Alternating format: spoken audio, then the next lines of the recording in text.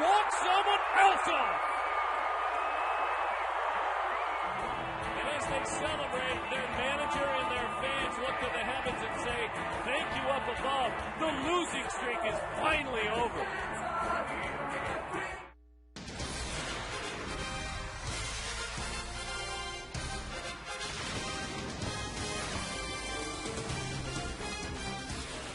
And tonight they begin a run with an awful lot to prove, these Diamondbacks. As we mentioned, losers of 10 of their last 11 if you include last night's victory. The Diamondbacks looking to piece together a solid run through a very challenging month of June, including the American League East. But tonight, it's the West in their own National League. It's the Colorado Rockies going head-to-head with the Arizona Diamondbacks. Hello there, folks. I'd like to welcome you back to the ballpark. He is Mark Grace. My name is Darren Sutton. And tonight, well, as this team looks to seek its identity again and maybe win, so does their starting pitcher. Let's start with the good for Dontrelle Willis, because we remember, Gracie, the All-Star, the Rookie of the Year, the World Champ. Then we'll talk about the man who disappeared in Detroit.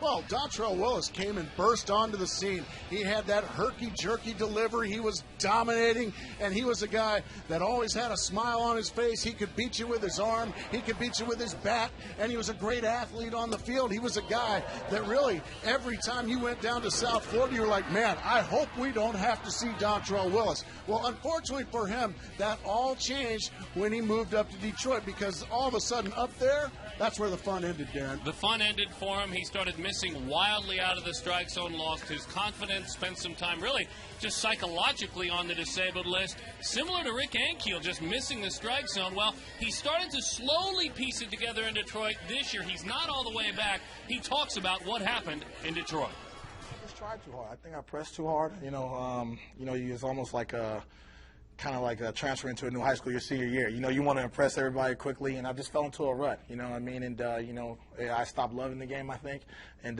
just turned into a job. And, it's nothing but God that, I got blessed with this opportunity to come to Arizona. They wanted me, and I think Detroit got what they wanted. And it's really rejuvenating to come here and see this, the great ball players that we have, and then, the young staff. And then, I grew up watching Matt Williams. So it just seems that everything just comes together, and I'm really excited to play baseball. And I know I still have a lot of a good baseball ahead of me, so I'm just excited to go out there and just showcase my stuff. And Darren, his time in Detroit, that's the first time in his career that he had ever failed, and he didn't handle it very well. So now he gets a whole new chapter out here in the desert. Well, we have a perspective as well that we will bring to you. Joe Borowski disappeared from Major League Baseball in '99 and 2000. He was the rags to riches, back to rags. Did he rebuild it? He'll explain Dontrelle's perspective.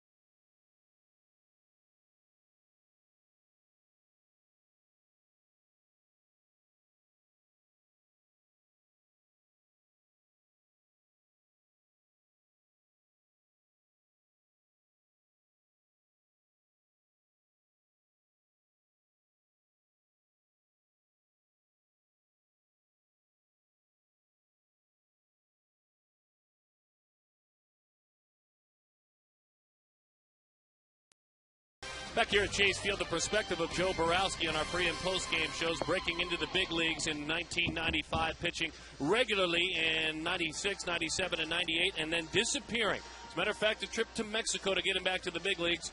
He was a man who led the AL in saves in 07, great years in 02 and 03. Joe, for you, as you made it back, similar to what this gentleman is trying to do, physical, mental, both, please explain. For me, it was all mental. And funny thing, listening to Dontrell on that interview you had with him, it kind of brought back memories of what I dealt with. I was on the last leg of my career. I thought it might be over. I was in Monterrey, Mexico, trying to resurrect my career. I was that yo-yo, up and down early in my career, never could stick in the big leagues, always wondering if I was getting sent down the next day. What if I walk this guy? What if I give up a hit here?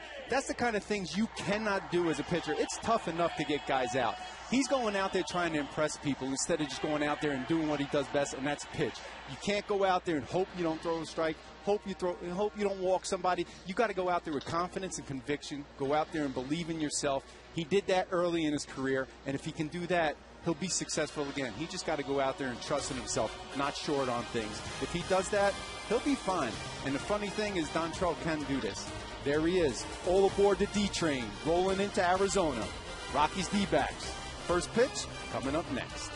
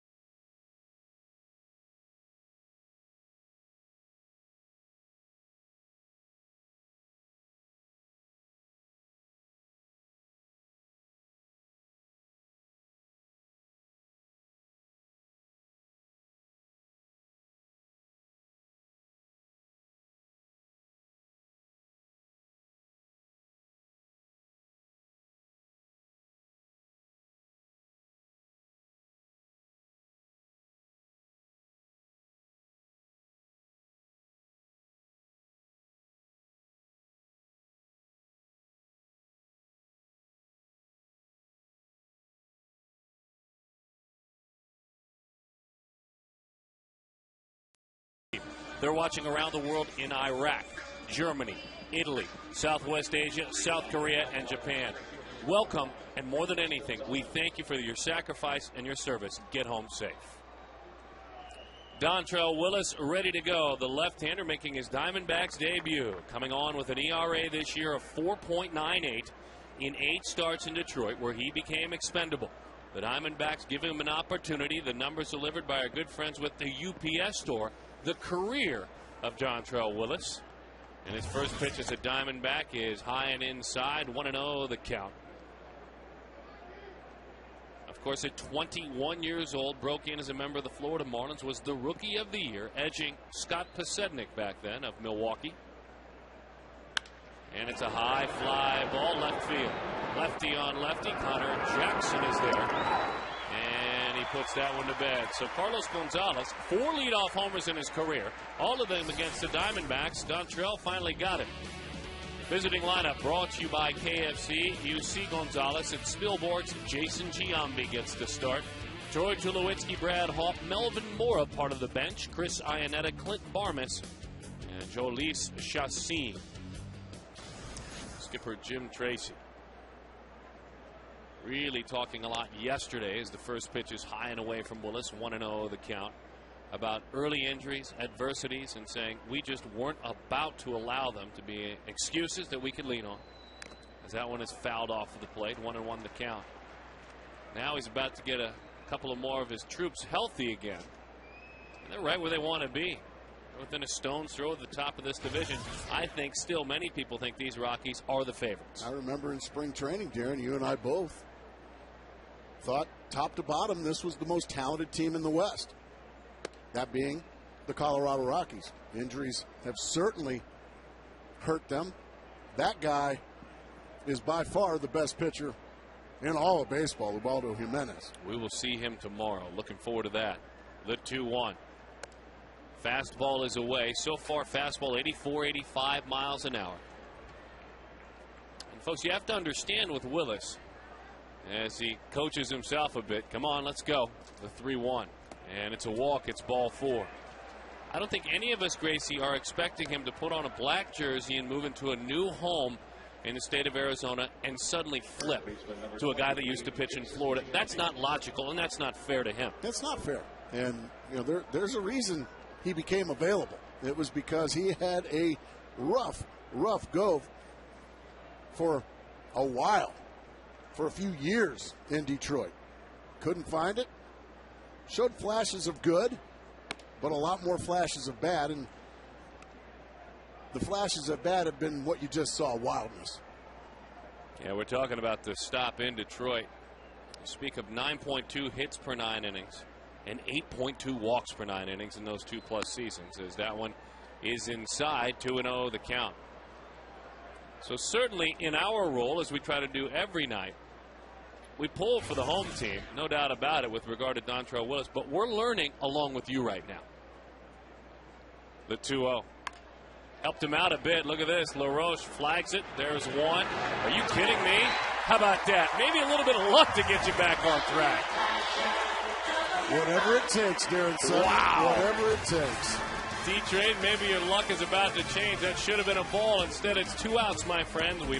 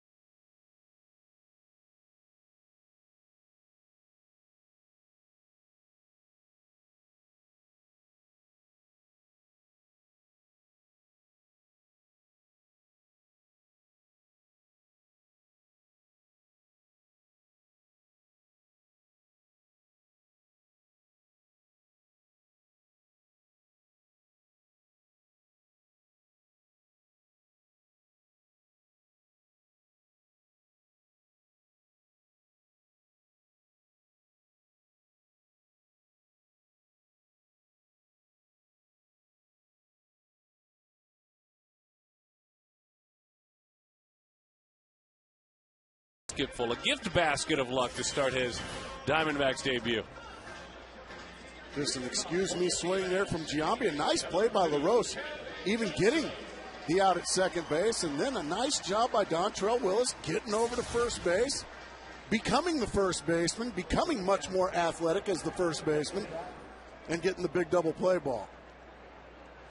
That was the best part of the play, best part of the inning, certainly, in an inning in which he missed out of the zone quite a bit. But again, we continue to watch as Kelly Johnson leads it off. What a night he had last night.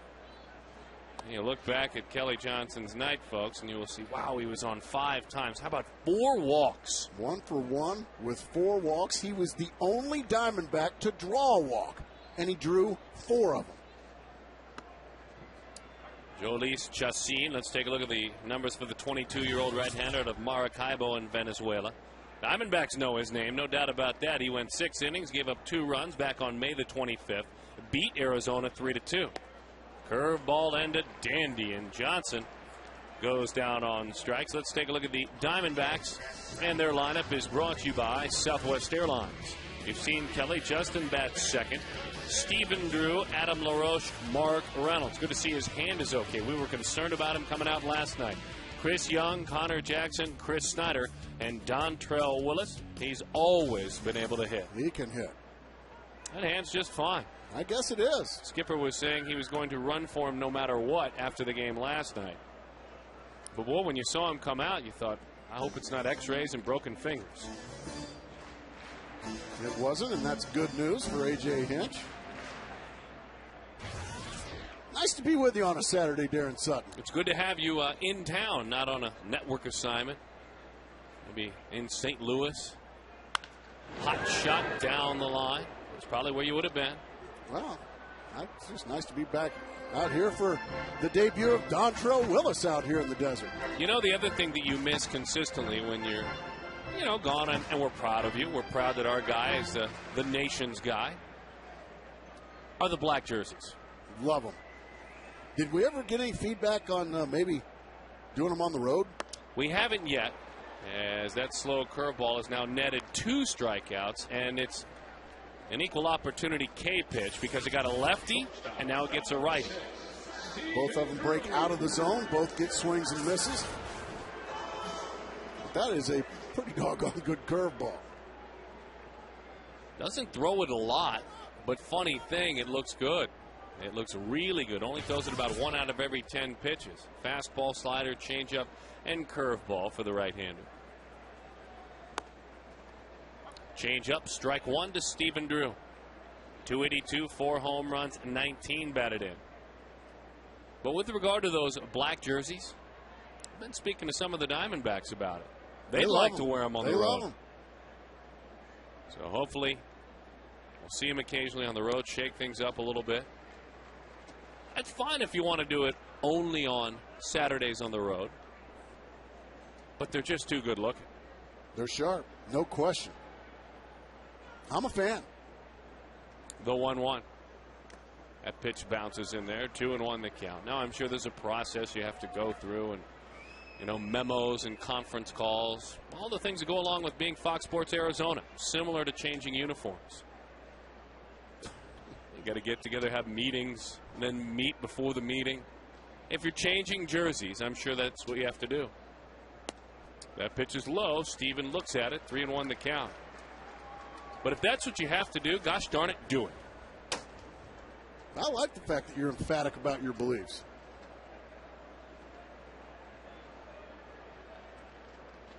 Steven steps out of the box. And Steven last night tripled in the 7th inning. Came around to score on a sacrifice fly. These Diamondbacks chipped away inning by inning late. As he chops that one. That was a changeup. Yeah, he got him to chase a 3-1 changeup down out of the zone. That's when you know you got a good changeup. Spilborghs, Gonzalez, Hawk, outfield. Mora, Tulowitzki, Barmes, Giambi, infield. Giambi will probably be playing the next couple of days. Helton a few days off to clear his head. And so the big fella's over there. The 3-2.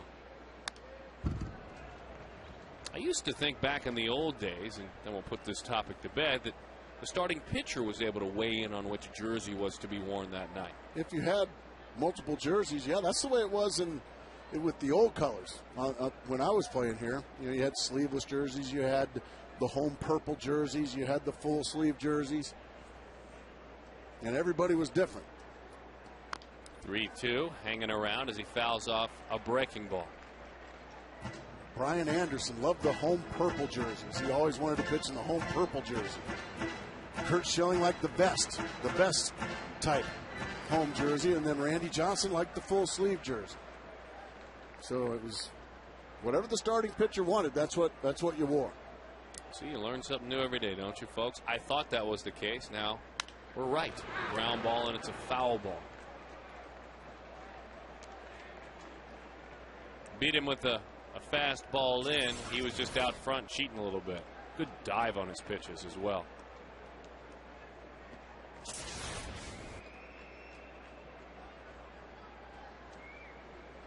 So I've seen a little bit more human in his last outing. 5 1/3, 4 runs allowed against the Dodgers at home. Steven throws the bat at the baseball and earns himself a single. Oh, I like seeing that. Jack Howell met with his team today, and it wasn't a scouting meeting. It was a meeting on 2-strike approach. And I need you guys, he said he was going to tell them, just occasionally, humor me a bit. Choke down just a bit on the bat. Put the ball in play. And Drew, it was almost as if he took into play what the coach said. Don't try to hit it to Sierra Vista every single time with 2 strikes. Though you did have a strikeout for Johnson and Upton. Stephen Drew just poked a base hit out there in the center field on a tough pitch. And those count. You probably had a few of those. I think it goes back to last night. There was a couple of at-bats late in the ball game last night where maybe, well, not maybe, definitely hitters were trying to hit the ball to Sierra Vista with the bases loaded in a big situation. I'm sure Jack probably reminded these guys that they're so talented that they don't have to swing hard to get good results. Rocket shot, and it's a foul ball. One of them was Stephen Drew. The other one was Justin Upton. Right. And I think sometimes these young players have to be reminded, just trust your talent. Sometimes a lousy single will drive in 2 runs. You know, it's hard to hit a home run in those situations. So I'm glad Jack Howell had that conversation with those guys.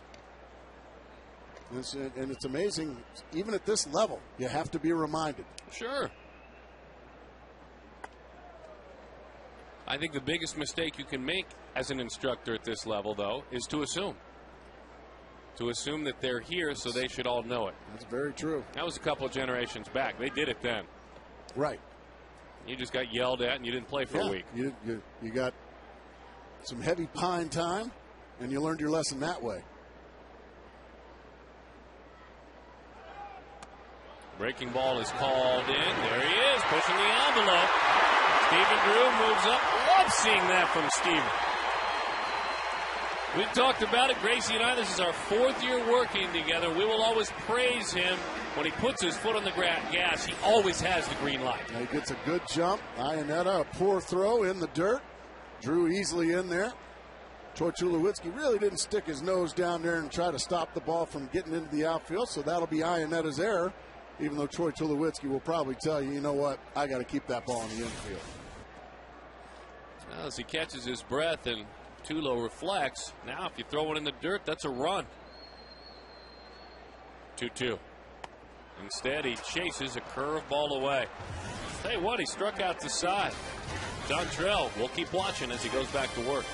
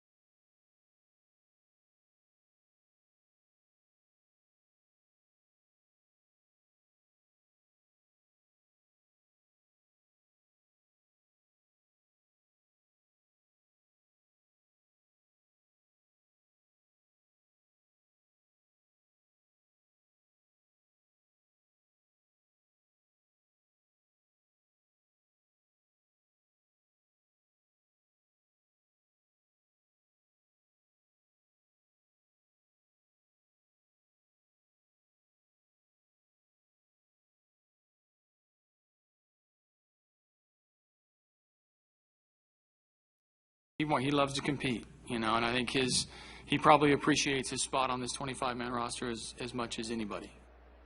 Mark McClune back at the ballpark as Troy Tulowitzki steps into the box to start the second inning. Guys, a quick follow-up on Ryan Roberts today after his game-winning hit last night. I asked A.J. Hinch today if Roberts getting the game-winning hit maybe earned him a spot to get into the game earlier and maybe ride some of that momentum. He said maybe, and he said also, I might save him for the most important at-bat of the game like I did last night. Ryan Roberts knows his spot in the big leagues is not guaranteed, but certainly making the most of every opportunity. And between him and Dontrell Willis down here in this dugout, there's so many more smiles, and there just seems to be a better energy about this team that we certainly didn't see for 10 days prior. No, there's no doubt about it, and thank you, Mark, for that. 1-1 to 2-1 goes the count, but Roberts. All I can say is good for him. Good for him. Well, he had to fight to beat out a Rule 5 pick last year to make the team. Was sent down this year. Has always been told that he's not a major leaguer, and when he gets his chance, he doesn't. First of all, he doesn't complain when he has to go down. That's number one. He's happy to have this job in the big leagues. He's proud of his game. He works hard daily at it. That was rifled into center field. Single Troy Tulowitzki on a 3-1 pitch. Willis again working behind. Continue your thoughts, though. No, that was pretty much it. He's just happy to be here, and he works hard. And you're never going to hear him complain as that one smoked back up the box. But, all this euphoria following last night, that's the small picture. You bet. I want to see a lot more of it. I would imagine everyone does. Fans, players, broadcasters, the passion, front office, ownership, the passion. You bet. That we saw last night.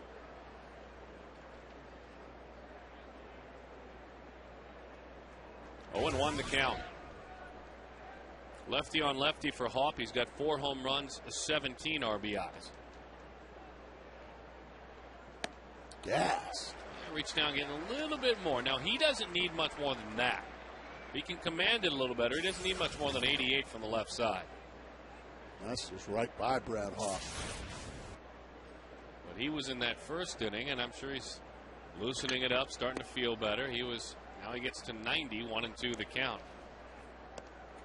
Dontrell was 84-85 with the fastball in the first inning. It's funny, after he was designated for assignment with Detroit, stuck with him, and then as the deal was going down and it wasn't completed yet, the Tigers were nice to Dontrell. They let him come throw a bullpen to get ready for tonight's start in Detroit with the Tigers.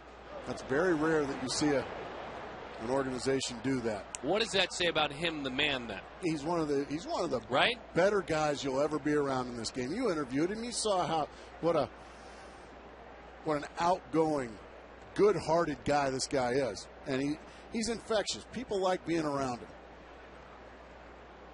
I'll put it two ways. I interviewed the 21-year-old World by the Tail Special Rookie of the Year, and then I interviewed the one yesterday, hoping beyond heck that he can re-grab some of that from the past, hold on to a little bit. Yes. Chasing high with a fastball at 90 miles an hour, and here's the honest truth. The two men very similar, and usually when you struggle, that doesn't happen.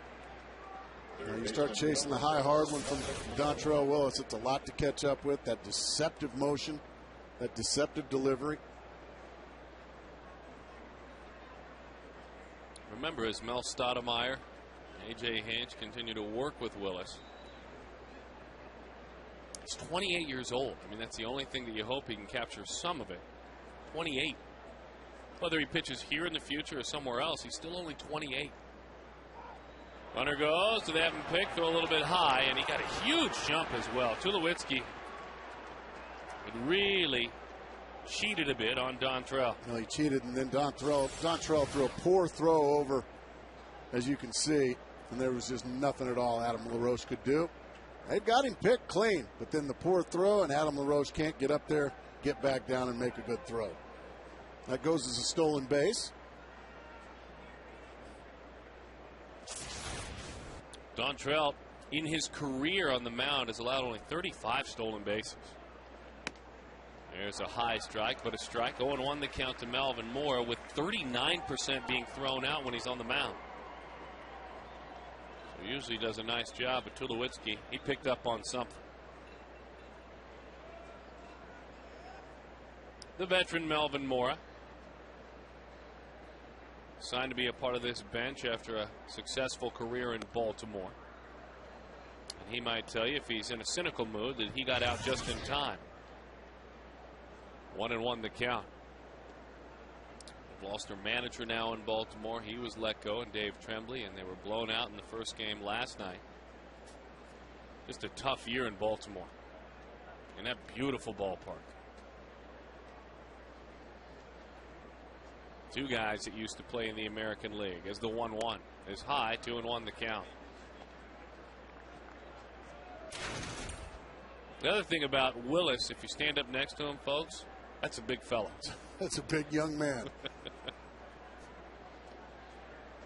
He stands about 6'4", 6'5". Being from California, I wouldn't call him corn-fed per se, but right, man, he's something fed.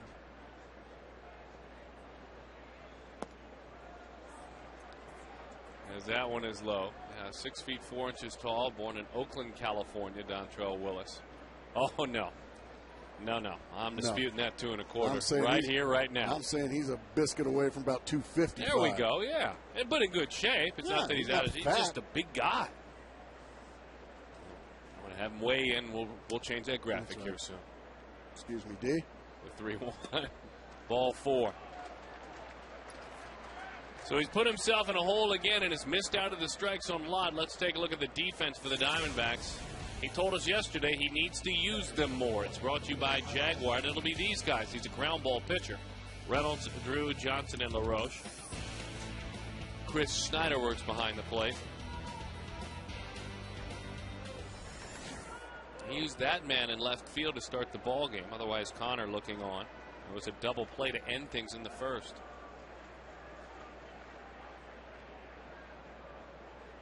"25 pitches, only 10 of them strikes." Fires a strike. 0-1 the count. Last 3 seasons, if he keeps the walks down, that's what happens. And the more they go up, you can almost, for a lot of pitchers, tie this hand in hand, but even more so for Dontrelle.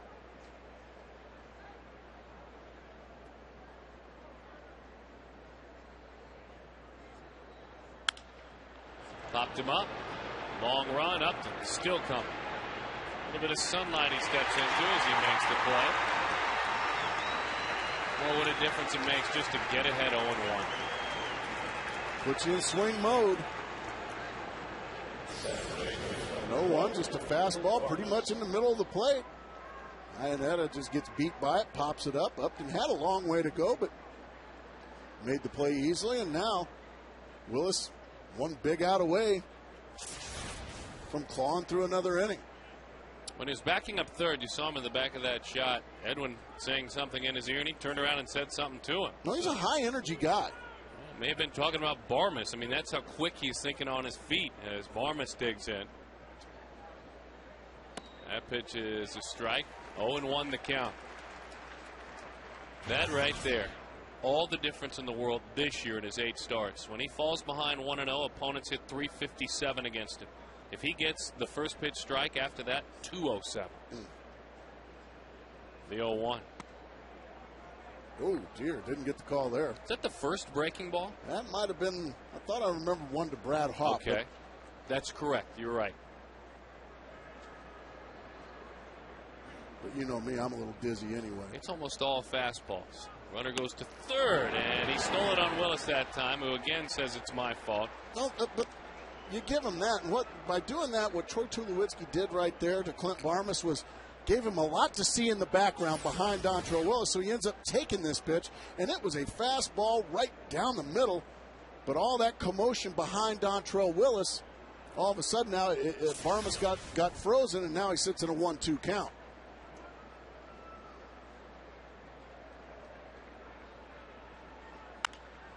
Threw him a breaking ball lined in the center. CY is there to make the play for the out. Been a lot of work done by this left-hander. The bottom line is shutout baseball. Grinding it, but shutout baseball.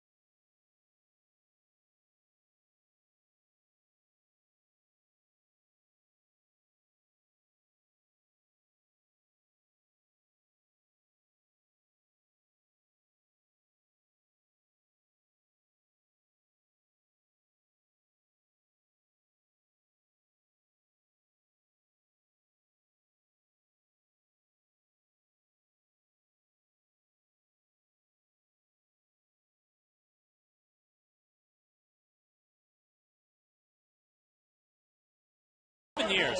Gatorade reunites two high school rivals looking to settle a score. Don't miss the documentary on June 20th at 9 right here on Fox Sports Arizona. It's the 99 Detroit Catholic Central Shamrocks. It's the Trenton Trojans. It's high school hockey replay. As that one is a breaking ball that is in. Gordie Howe will serve as the game day commissioner. So Reynolds, 12 home runs, 41 RBIs. Pops it up a mile high to right field. Oh, did he lose it for a sec? I think he might have, but he found it very quickly. Just went up and away with a fastball. Yeah, there's pitches that you just really hate to let pitchers get away with, and that's one of them. A 1-0 fastball, belt tied down the middle, and you pop it up. Those are the ones you make your living on.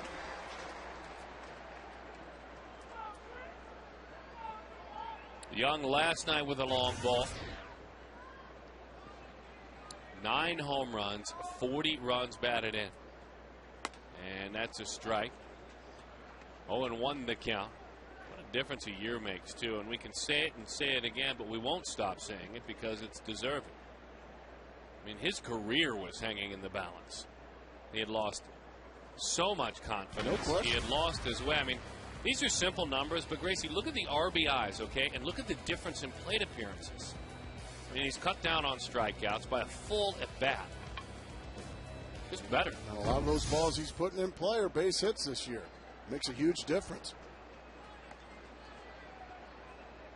Especially when you have speed like him. You got a ground ball to the left side. With speed that he has, I mean, that's trouble. A late call of time. 1, 2, 3, 4 players in the starting lineup have more strikeouts than Chris Young.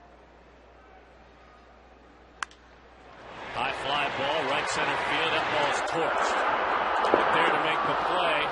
Oh, the old Diamondback, Carlos Gonzalez. Golly. Had him played the opposite way, thankfully for Gonzalez, because that ball was hit and hit well, and you can see where he was playing. He just turns tail and runs to the spot and makes a nice play. That ball was smoked by Chris Young. That's just tough luck.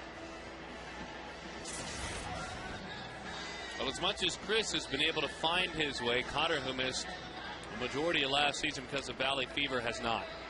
He's 3 for his last 23. Since mid-April, hitting just .212. He has one multi-hit game since then.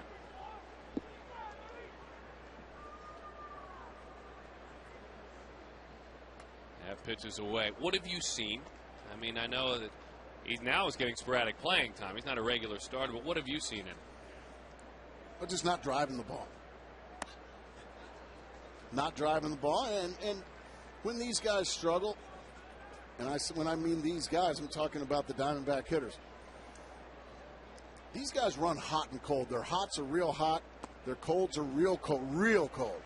Connor's not one of those kind of players, Darren. I was going to say. He has always been much more of a consistent hitter, a guy that's going to get you something every single game, either a hit or a walk or a run scored, and that just has not happened this year. And then when he does get his pitch, he hadn't been doing anything with it. So he continues to look to find his way, and it has been a big struggle for Connor. With plenty of time left as he swings over the top of that electric sinker. Yeah, like right there. That's a pitch that Connor's usually not going to swing at. A 3-1 shoe top high fastball. You're just not going to see Connor swing at that pitch very often. Connor this year has an on-base percentage of .316. Sorry, partner. Yeah, which a lot of times means that's a telltale sign that someone like him is pressing. 3-2. That one is a pitch up off speed. He's got himself a base hit there. But got a mistake, turned it into a hit. You hope it's a step in the right direction. Had a key hit late in the ball game last night. Diamondbacks need him, Darren. They need him. They need him badly. He got a pitch up in the zone, fought it off nicely into right field. That's more like Connor Jackson.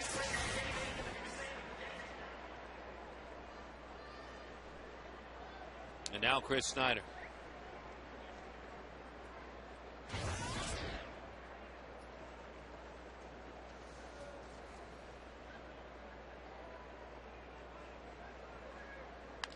That one is fouled off at home plate. Snyder's catching mate, who is down in the minor leagues, Miguel Montero, served as a designated hitter again in extended spring, as we see this again. Another fastball right in the middle of the plate. And Miggy getting close, they announced today, to getting ready to go out to Reno and start as the catcher in AAA. Get ready to come back. That's always good news. Everything has been fine. He has been catching quite a bit lately. There have been no setbacks at all. So the good news for Miguel Montero, he'll be joining Chris Snyder, you hope, in the next couple of weeks. Nothing like having a healthy squad.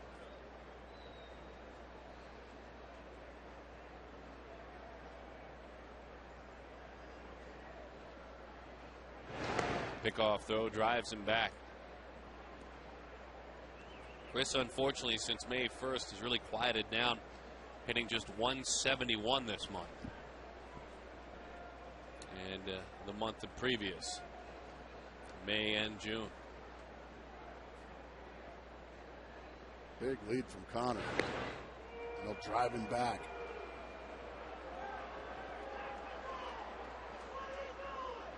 Jackson, if you give it to him, he'll take it. And he's got 3 stolen bases. He's one of those guys we don't classify as we do Stephen Drew, who you expect more out of with regard to stolen bases, but a smart base stealer.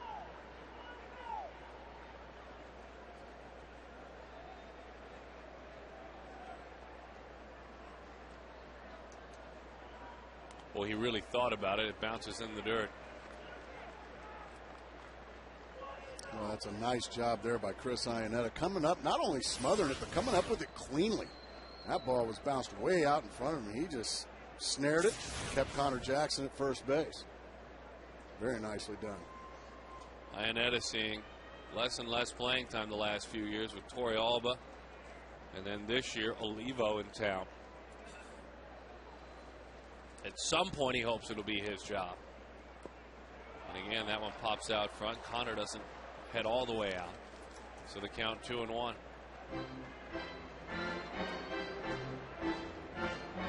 Glad to have all you fans here tonight.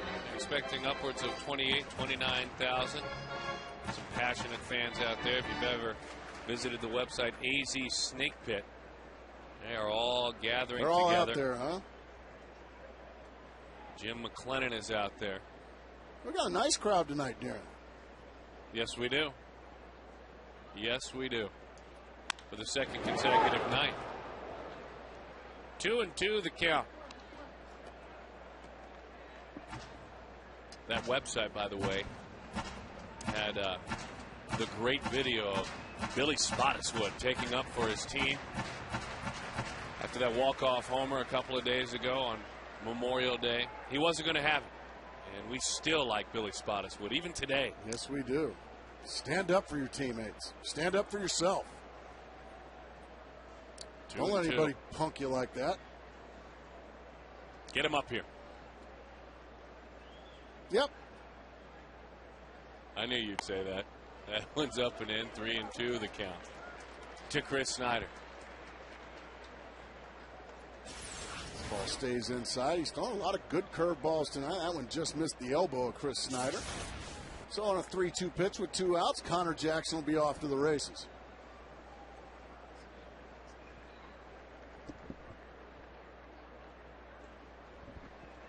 Three and two, 2 outs. Runner will take off.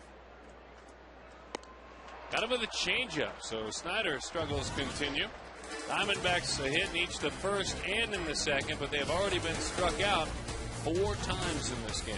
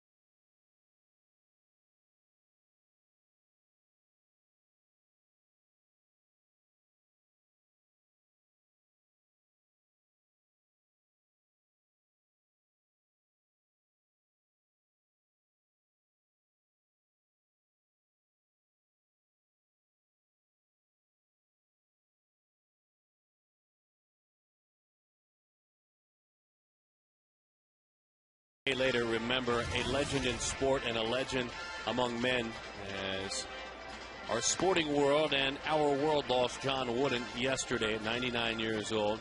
He smiles down on all of us with our Geico quote, and a good one. I think no matter our age, we can always remind ourselves of this: failure to prepare is preparing for failure. The Wizard of Westwood, and said so very well by so many who knew him so well, of what a wonderful, gentle man he was, but what a leader of men. Sometimes a lost art. What a leader of men he was, until the day he said goodbye. And he didn't lead with an iron fist.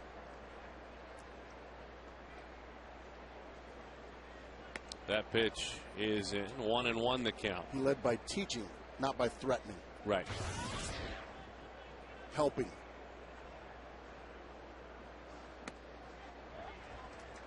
One and two the count. But he was a disciplinarian. Oh, you bet. Very few rules, but they were enforced. Ground ball out to the second baseman. That's where Kelly Johnson is there.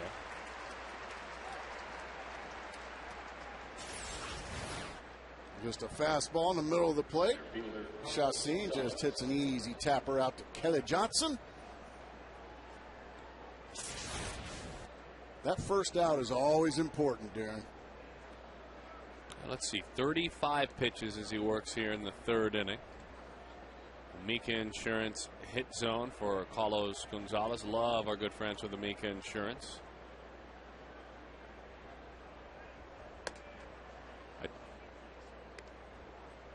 One and 0 the count.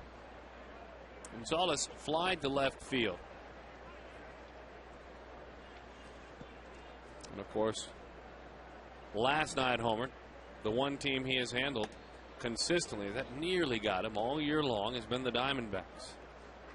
And here's a guy who's 4 for his last 23. He rolls into town last night and homers. Bang.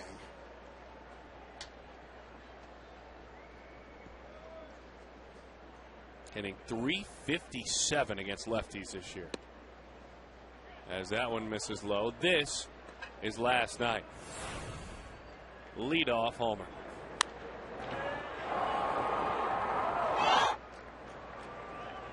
That lady with the infant. Protect your children when you come to the yard, folks. Well, she did. She was trying to get away from it and get the baby out of the way. As that is ball 4. So let's see. 1, 2, 3 walks already for Willis.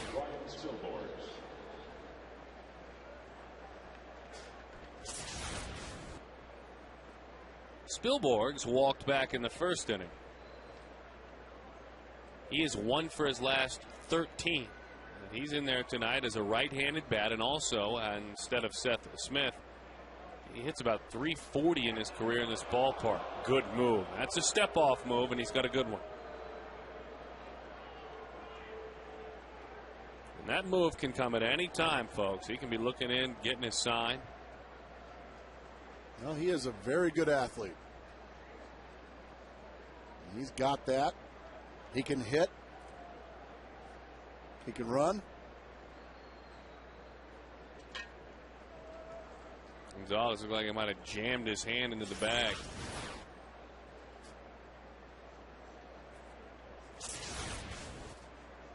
That's exactly what he did, Darren. Dontrell, it's high. 1-0 the count. Wants to talk with Chris Snyder here as he gets ready to face Spilborghs. Can only venture what they're talking about. You know, the one thing you notice, Gracie, so far, let's just take it to the first 2+ innings, is when he misses up. He's not missing at all down. He's not down much, period. Yeah, he's kind of missing everywhere. Up and away. He's bounced a few. He's just kind of all over the place. So far, it's been, quote-unquote, effectively wild. But it's also riding that thin line. There's a missed down. There's a missed down. We haven't seen many of those. 2-0 the count. You know, just straight strikes. I mean, percentage of pitches thrown that are strikes. When he was a Marlin, 65% of all pitches. In Detroit, 10% lower. If you're throwing 10% fewer strikes, then you've got more work cut out for you. He was a league average strike thrower in Florida. And here he's below 50%. As there's a strike. Good spot for that one. 2-1 the count.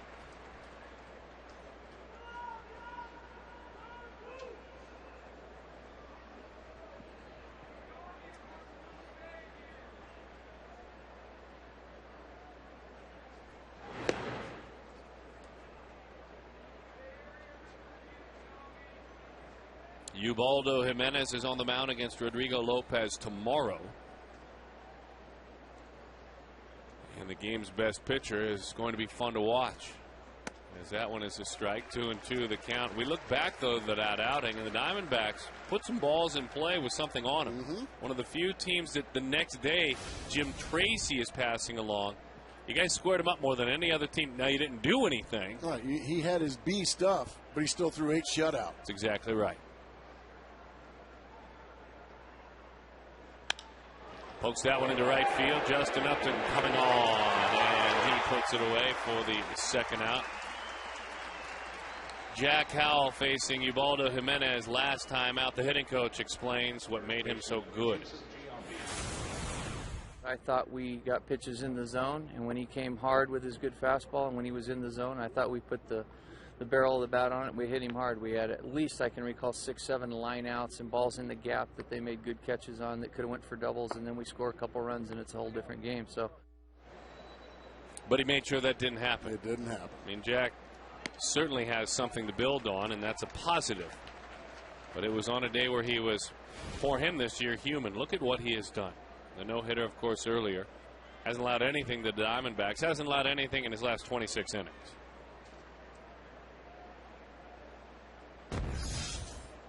Giambi. Nice slider there. Best one he's thrown, right? Wouldn't you say? Yeah, that by far. And see, that's what happens when you throw strike one. Now you can use all your weapons, Darren. Now you can use that good slider. Something different to the dangerous Giambi. And then eat him up with a fastball. Do I see 93 93. There? Now we're talking. Go ahead and turn it loose, son. Dontrell breaking into the big leagues in South Florida, but growing up a fan of Giambi's first team because he grew up in Oakland in the Bay Area. Oh, he overthrew that one. Big mistake there. Big mistake there. Hitting a guy 0-2 with the cleanup hitter Troy Tulowitzki on deck. Boy, you could have thrown him just about anything and gotten him. Instead, you hit him. Now you're going to have to do some fancy pitching to get through this one. Strikes and balls are even, 24 of each. Dontrell, a 20-game winner in 05, 22-10 with a 2.63 ERA. Rookie year, a world champ in 03 in Florida, 14 wins.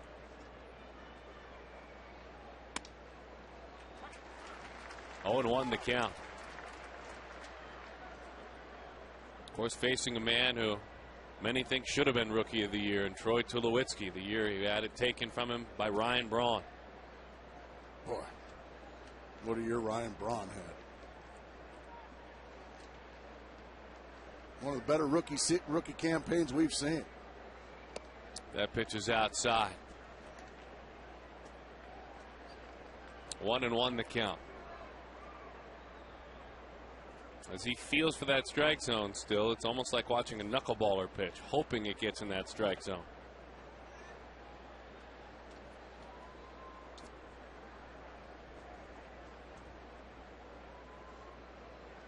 The 1-1. 2-1 the count. And missing up and away on back-to-back pitches.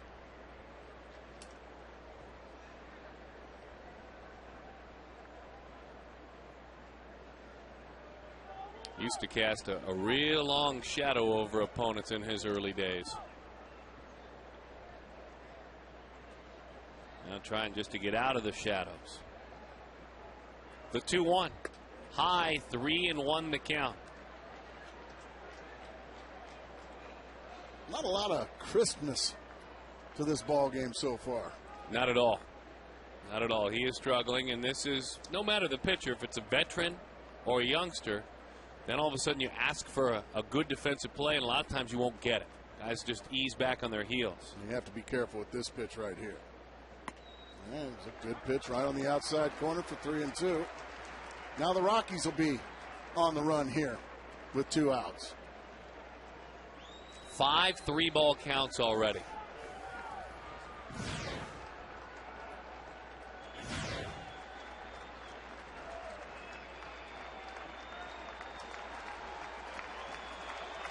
The runners go. The pitch, bouncing ball. Steven gobbles it up. Nice play by the Diamondbacks shortstop. Bend but don't break.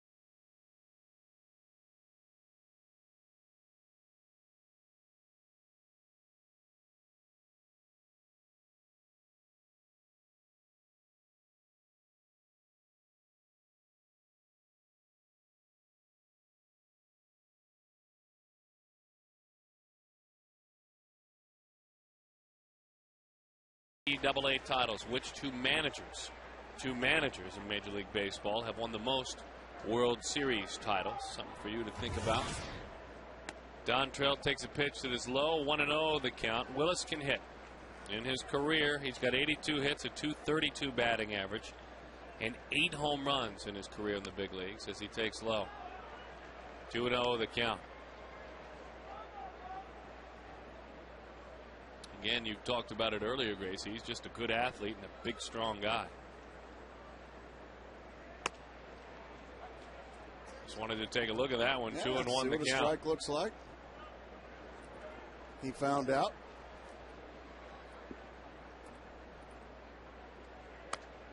Outside, 3-1 the count. Look at him laying off tough pitches.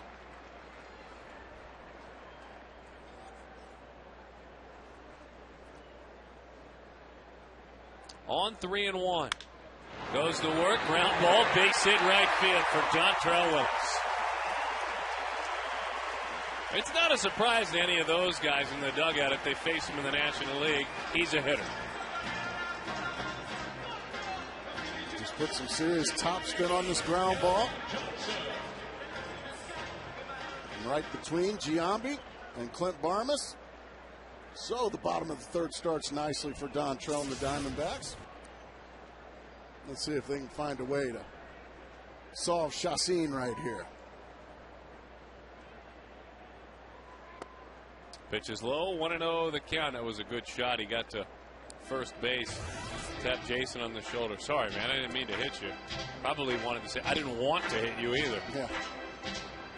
If I wanted to hit you, it wouldn't be with a breaking ball. Actually, in that shot right there are 3 really good guys around this game. It's tough to sometimes frame up 3, but there are 3 that you enjoy being around. Now, they're all very different. Well, you can say that again. I mean, in the conversation yesterday, Dontrell mentioning his respect for Matt Williams. Again, he grew up a Bay Area kid. That's right. You mentioned these Diamondbacks yesterday. He mentioned a few players. That's the first player, quote unquote, even though he's a coach, he mentioned here in Arizona. You don't forget the guys who drove you to playing this game. Matt Williams is still a star in the Bay Area. Bouncing ball could be 2. Giambi throws it away. Willis thought about maybe making a turn. So Giambi, who has lost the step and never really had much of an arm, fired that one away. That's the difference between Jason Giambi playing first and Todd Helton playing first. That's a double play with Todd Helton. 99 out of 100 times. That's a double play with Jason Giambi, maybe a third of the time. So instead of 2 outs, now you've got first and second, nobody out. And runs scored and runs allowed all play out in baseball games. If you're worried about a hitter not hitting, are you willing to take that chance defensively? Very well said, my partner. Right now they are.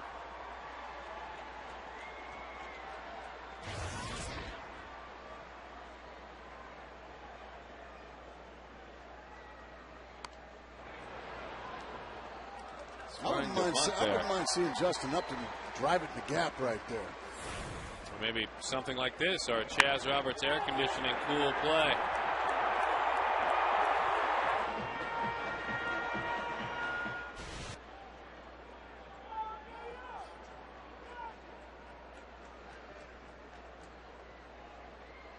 Oh, 0-1 the count.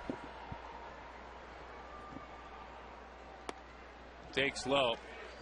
Take us inside of his head as to what he may have been thinking about that bunt attempt. Well, I don't think it was necessarily a sacrifice. I think he was probably trying to bunt for a base hit there, and if he does get thrown out at first, at least he moves the runners up for Stephen Drew. And I'm also thinking that he struck out his first time up and maybe didn't like what he saw from Chassin.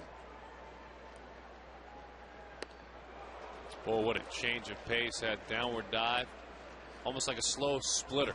Just an enormous swing from Justin Upton. I mean, just came out of his shoes. We saw that last night in this situation. I mean, just comes unglued. And when you come unglued like that, your head comes off the ball, your shoulder flies open. So he's got to remember what Jack Howell talked about before the game with him.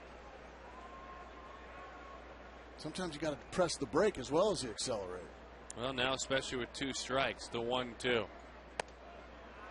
Got him with a breaking ball. It was up, but it looked like it was a strike. So Upton with a couple of Ks tonight and a non-productive out that started with a bunt attempt for strike 1. Yeah, that one was a high strike.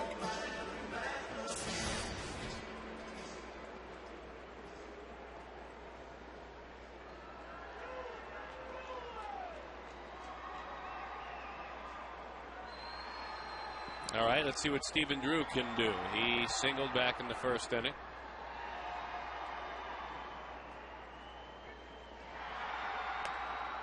Change up. Boy, that's called a strike. That looked away. I think Justin's got I'm sorry. I think Stephen's got a pretty good bark there. That looked like it was up and away, but it's strike 1. Stephen trying to put the first run of the night on the board. You see Dontrell out there in scoring position. In the 0-1 is a line drive, base hit left field. Look at both corners. We run the bases here, Dontrell Willis. The throw to the plate, head first slide. He's in there. Be careful, young man. Be careful. The Diamondbacks lead it.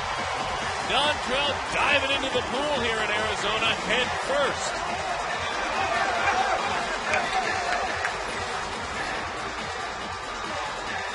Okay. Oh, my goodness. You don't teach that, but what you do teach is hustle. That's what you teach. Desire. Passion. That's what you do teach. I don't want him to get any of those fingers hurt, those valuable left fingers hurt. Boy, that's great. And what a great piece of hitting by Stephen Drew as well to drive in Dontrell. Get some rest, son. You got pitching to do. And Stephen took a pitch away, didn't try to pull it, took it the other way. Drew now with 20 RBIs on the year. And here's Adam LaRoche. Sinking fastball is outside. 1-0 the count. Arizona strikes first tonight. The Colorado error so far, thus far, Darren, has cost them 1 run this inning.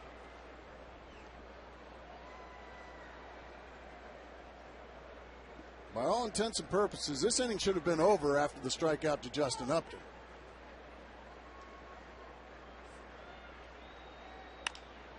Right in on the hands, another chance for Giambi, who says, I'll take it myself. To the bag he goes, and so LaRoche is erased. Runners on second and third.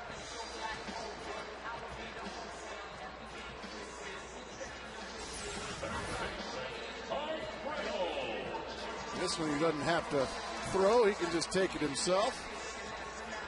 Let's see if Mark Reynolds can do any damage after the productive out, if you will, by Adam LaRoche. Move the runners up. Now base hit and make it a 3-0 game. Reynolds flied to right field back in the second. Got a fastball that he'd love to see again this at bat. This is where he sparkles.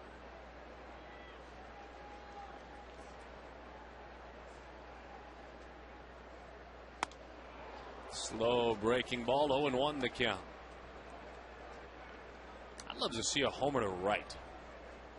It's just me. Well, sure. You just going out on a limb there, are you? Thought I'd share that with you folks. Not one, I love the yeah, ones I'll up take in one Fridays. Of those two. I'll take one of those two. And I won't turn one away if it goes to Fridays. Gas. 0-2 the count.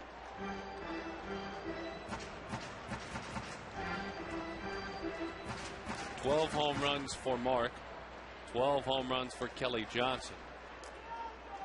A couple of hard-hitting infielders. Oh, on helmet night, he's already got the lining out. It's a rally cap. Those are good-looking helmets, by the way. The 0-2. Got him with a breaking ball away. Dontrell Willis singled to start this inning. He kept running and running. Bo Porter saying, I need more.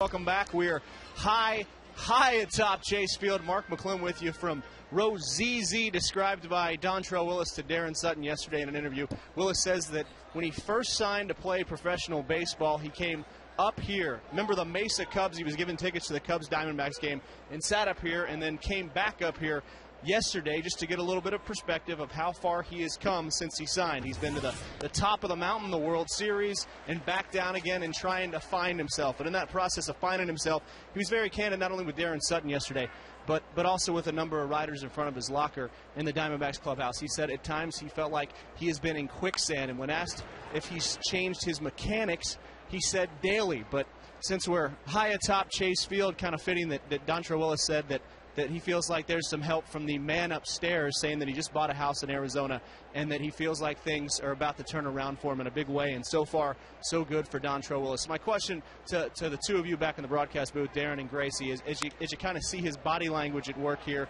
and you kind of see him fighting all of those demons that he has been fighting, how fine is the line right now between Dontrell Willis believing in himself and not believing in himself? Well, I think right now, Mark, I think he's found a way to battle through the first 3 innings. And right now he's come out, and the first 3 pitches he's thrown this inning have all been quality pitches. They've been strikes. They've been in the zone.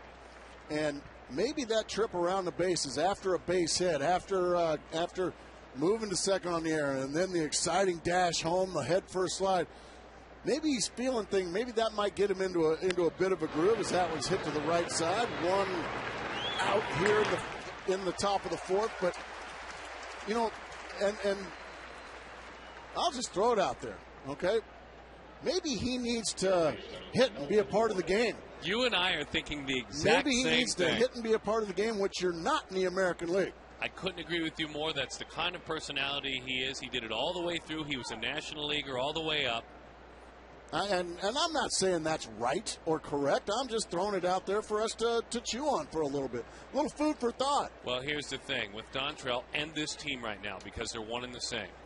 As Strike. he fires a strike, it's been said by the manager. It's been said by the CEO who sat in here yesterday. The same thing applies. There is no wrong suggestion or wrong answer right now. So you may be onto something. I was thinking the same thing as you were going through that explanation. It's just a hypothesis. We'll see. You know, it could have. He might continue and throw a complete game shutout, or he might end up giving up 8 here. I don't know, but he looks like his chest is puffed out a little more in this inning. And also, I think what's helping is the fact that he found a way to get through the first 3 innings when he was struggling. Base hit to right field. Mora had walked. Now he goes the other way. And one other question I could throw your way if I could from high atop. Sure. The third base line.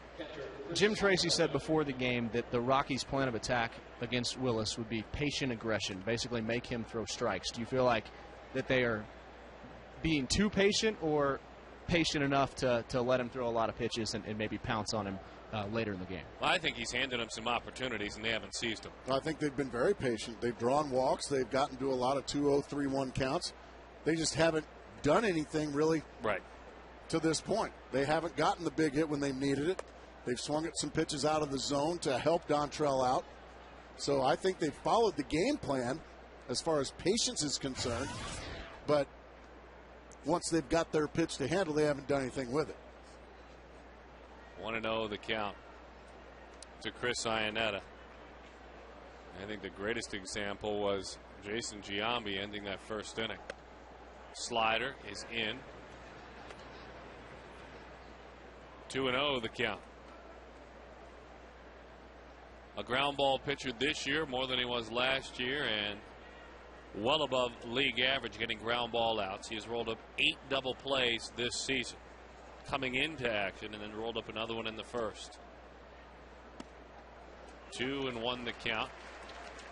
It's like right there, I'm thinking that's pretty patient right there. A 2-0 pitch. It was a fastball in the middle of the plate, but taken all the way.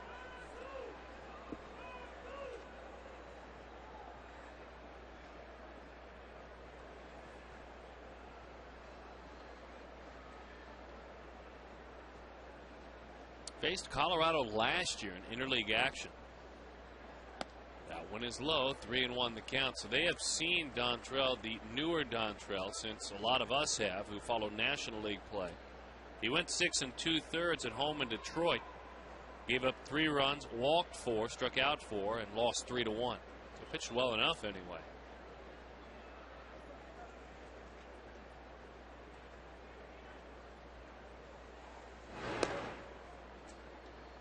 The hard part, he knows it, is that pace and that energy and the excitement that he brought on the base pads.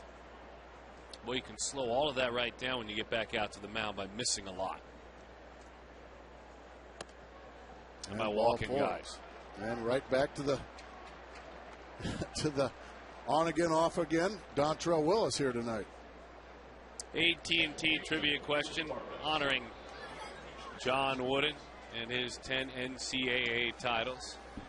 The managers that have won the most World Series titles: Joe McCarthy and Casey Stengel. Of course, all part of the legend that is the Yankees. Still trying to find the knees and a ground ball and an infielder.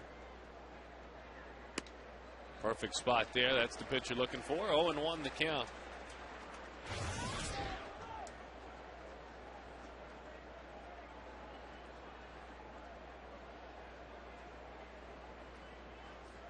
Dontrell's mom, Joyce Guy Harris, was a big baseball fan when she was younger, as that one is popped up back of short, and that one is put away.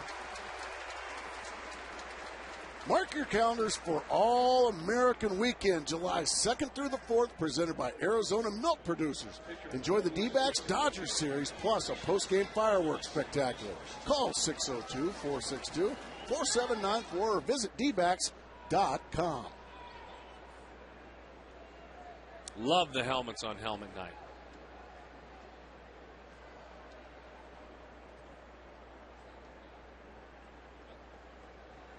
That pitch is high. 1-0 the count.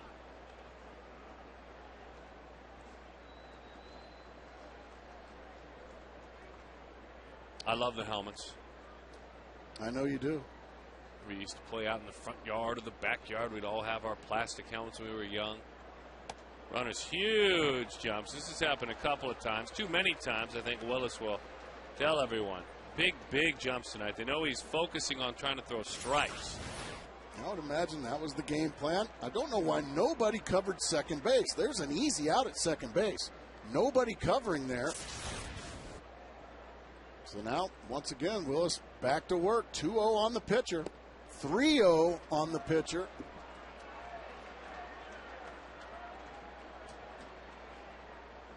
7 3-ball counts, and this one, of course, to the pitcher.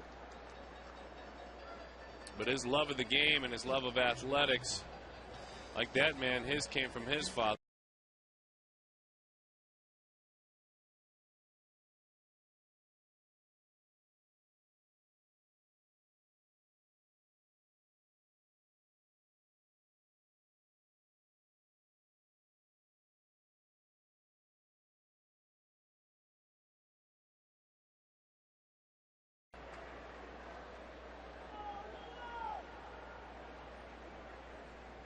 Three one, broke his. That was ball 4. That's a couple of times tonight. The pitcher swinging 3-1 at ball 4. Might be your night, Dontrell Willis.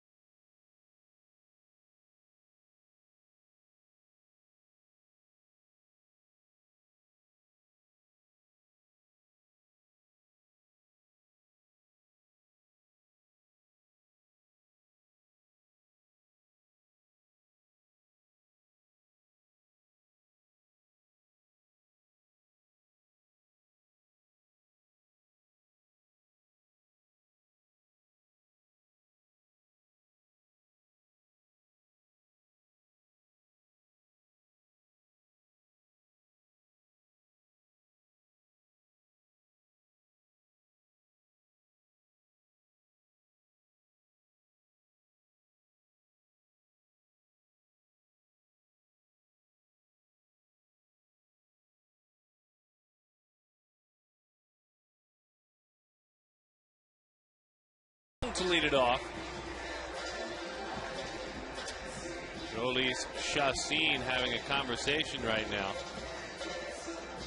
with second baseman Clint Barmas. Barmas might be curious why he swung at that 3-1 pitch. Before I go out and make a play behind you, can you explain to me what you were doing there? You were talking about it between innings. 3-0, and this guy doesn't have a hit all year, Chassin.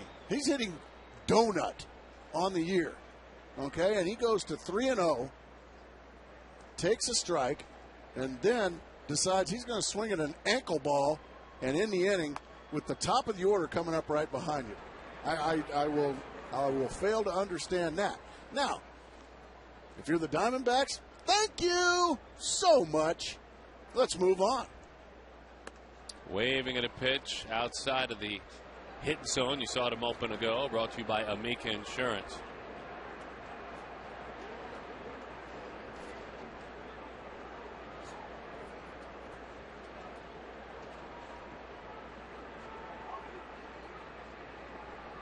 Boy, is he an animated and fun young man to watch play. Line drive left field. Chris Young with a base hit. So Young, again, as we mentioned, strikeouts way down this season. Everything else positive, and he's a base runner. Will he be on the move now? Well, he just put a nice swing on that pitch right there. His swing is so much shorter and in control this year. Look how in control that is, Darren. And the results have been tremendous. Still, though, strong enough and athletic enough that he can hit it out, get good backspin on the baseball. He's still popping it in the seats. 9 of them. You bet. That pitch, a good sinking fastball. 0-1 the count.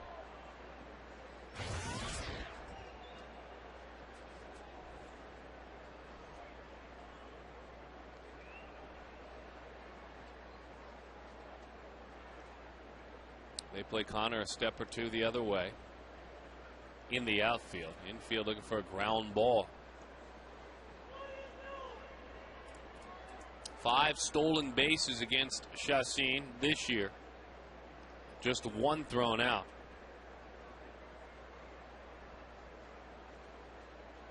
Diamondbacks lead it 1-0.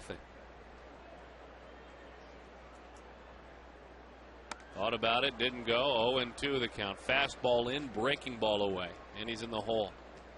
I was thinking when he was getting in the box, something you always say, when you're struggling, you always feel like it's 0-2. You're 0-2 before you get in the box. And boom, it was 0-2. Thought it as he walked up to the plate.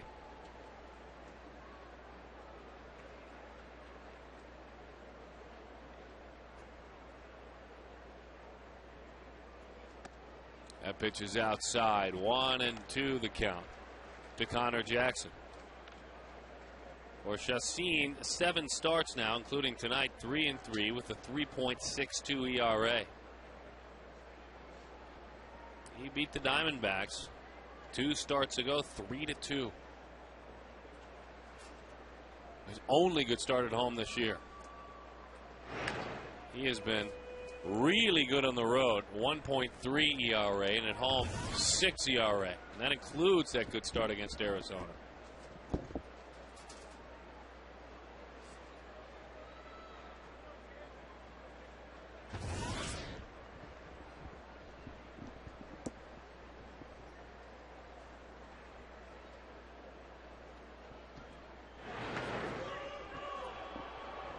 Keeping a close eye on Chris Young. This is a pretty good pitch to run on. Chassin has had a very good breaking ball tonight. It's kind of his quote-unquote strikeout pitch tonight.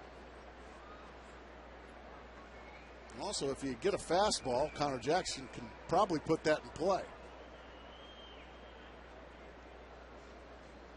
Well, defenders have been on their heels all night long on both gloves. Ooh, boy, he got a hanging slider right there. Fouled it back. This is the definition of a hanging slider here, folks. It does nothing. It stays right in the middle of the plate bell tie, and you can see just how disappointed Connor Jackson is in himself for missing that one.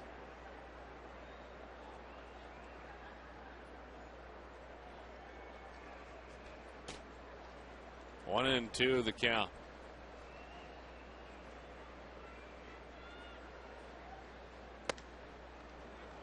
Pitch out and 2-2 the count. Chris Snyder waits on deck.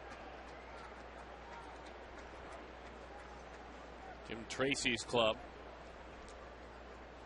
rolling into town after stopping by a good start to their road trip. They went to San Francisco and took 2 of 3. 12-8 in their last 20 games for the Rockies. Runner takes off now, pitches low and inside, throw down, it's not even close. Scared me for a minute as he hit that bag and nearly buckled his ankle, but all is well. Good jump by Young. Fastball down and in. Now it's just time to get there. He does get there. Now no more double play in order and a 3-2 count here as he steals it easily. Both teams doing some running tonight.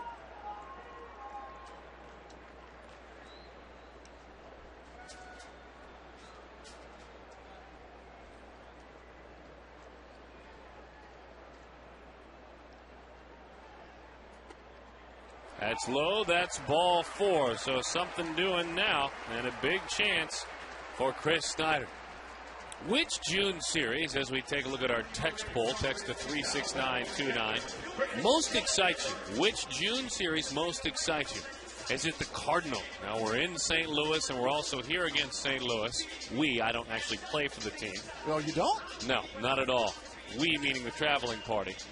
The Red Sox, of course, that is in Fenway Park. And then the guys will take on the Yankees here at home. So which one are you most excited about? A, B, or C? I'm going to say D. The first place Tampa Bay Rays. I agree with you. I totally agree with you. I'm scared that you and I are lined up so much tonight. Folks, be careful out there. Because when he and I think alike, worlds collide. I was going to say. 1-0 the count. First the Willis running the base pads thing, and then the Tampa Bay Rays. I agree. E, the Rays. Joe Madden, my guy. Oh, now he's your guy. You bet. The 1-0. I mean, that's expansion birthday teams. You know, teams That's exactly right. Came in together. It's brothers playing against one another. BJ and Justin up. J up and BJ up. That's big league right there. I know you wish you had come up with that. Kind of sound like the Wiggles there with that one. 2-0 the count. Oh, that Captain Feathersword. Snyder steps out. It's kind of a laid-back golf shirt there. Yeah. We'll be wearing those now on days when we wear golf shirts. That shirt right there. Because one logo is our motto. Yeah, now. what are we wearing tomorrow? The 2-0. Hot shot. Mora hops up. He's going to go to the bag. Nearly got that double play. Wow. He nearly got Snyder.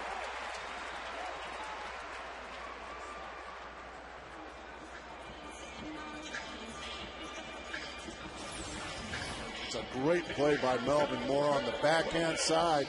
Then it's a sprint and then a nice play. Just beating it was Chris Snyder.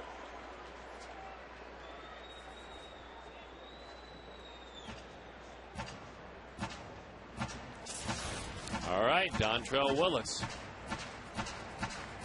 Again, we remind you, Willis with 8 career home runs. Snyder now 0 for his last 9 with runners in scoring position. He's going to have a conversation. He probably doesn't know the signs yet. I'm sure he's been told today. But it's a whole different story when you're back in the clubhouse and the guy's saying, okay, this is the bunt sign.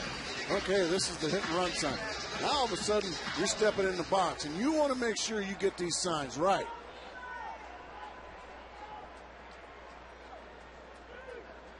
Looks like he's bunting. He squares really early, and he'll pull it back. We'll see.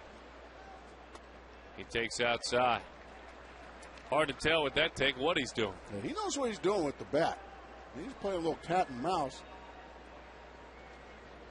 with the corner infielders here as Bo Porter puts, well, whatever sign he put on. Looks like he's swinging it now. Outside, 2-0 the count. Love the take. Takes a step over right the on plate to look. Again, we told you early on, Willis, 83 hits now in his career, 8 home runs, 35 runs batted in. His last sacrifice bunt for Dontrell. No surprise that it goes back to his last year in Florida. The old DH and all. High fly ball, pretty well struck center field. Now this will move up one base runner to third.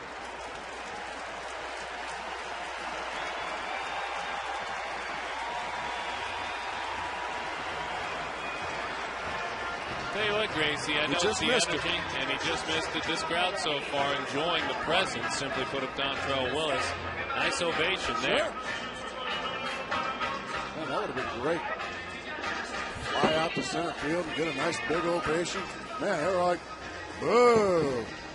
That's terrible, Grace. You mean you didn't get big ovations when you flew out to center? No. Boo. You're a bum. So a couple of runners on.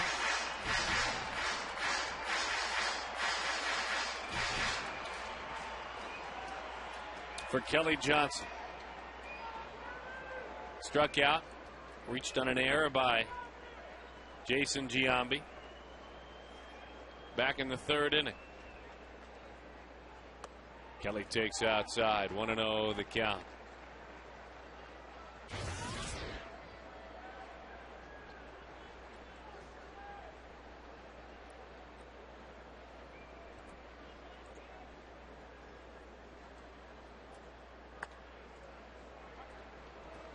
grabs some part of the outside corner. 1-1 the count. Arizona 1-9 in their last 10, 7-13 in their last 20. And they've only won 10 of their last 30 games overall. High pop back of short, shallow center field. Troy Tulowitzki is there, and he makes the play for the out. We'll hear from former Major League relief pitcher Joe Borowski on this man, Dontrell Willis, when we come back.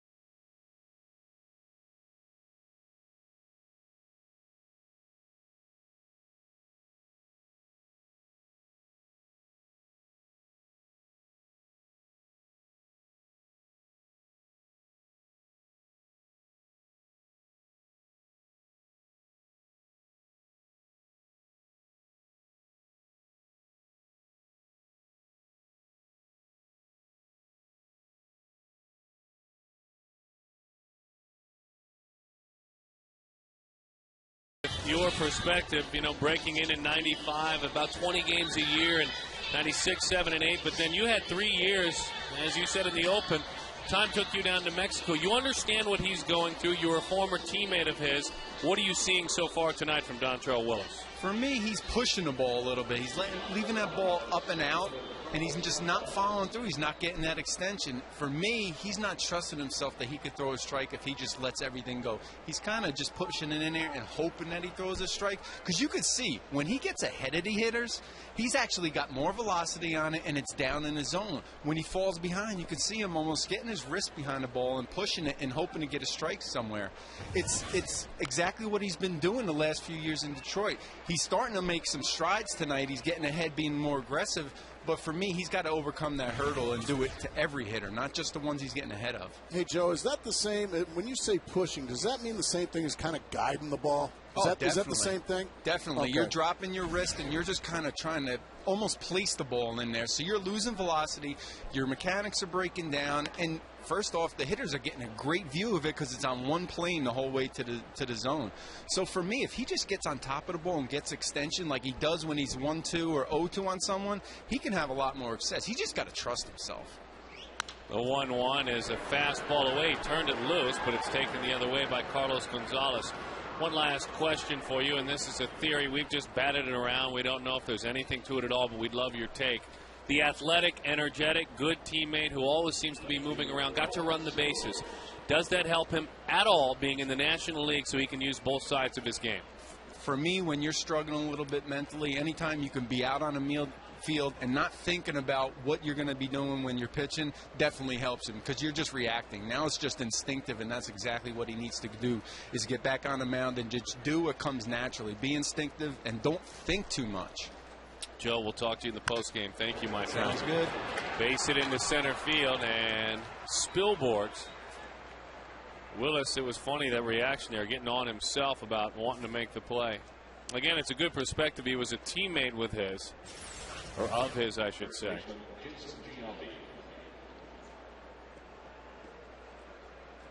And Joe also nearly was done in this game for almost 3 seasons, including just going down to Mexico looking for a place to throw.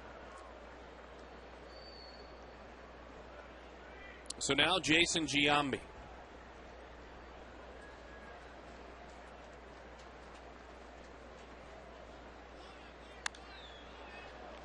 Quest high-speed internet, high-speed pitch for both Chassin and Dontrell Willis. Can't do that as a hitter, can you, Gracie, either? Go about 70%, 60%, try and guide your bat through the zone, be tentative in your swing. And it happens. It happens. You're feeling for the baseball just like you're feeling for it on the mound. And pretty soon you just got to get in there, get in the box, trust your talent, and let it fly.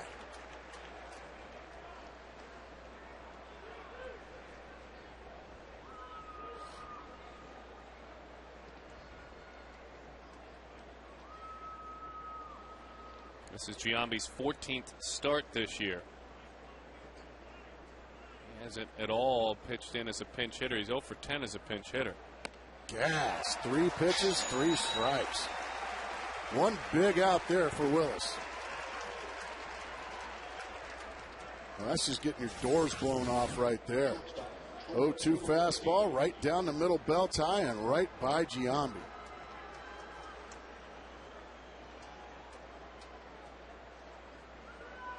He couldn't be, if we're listening to what Joe's telling us, turning it loose anymore. He let that one fly. He definitely let that one fly. High enough arm angle.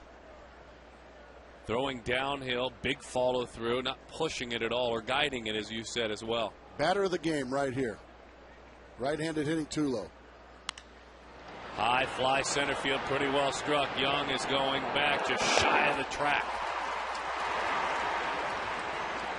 He didn't wait around. He saw a pitch he liked, and there's a big second out. Yeah, that batter of the game lasted 1 pitch, and it was a fly ball to center field. Yeah, it moved up a runner, but that's a huge second out now with the left-handed hitting Brad Hawpe now up.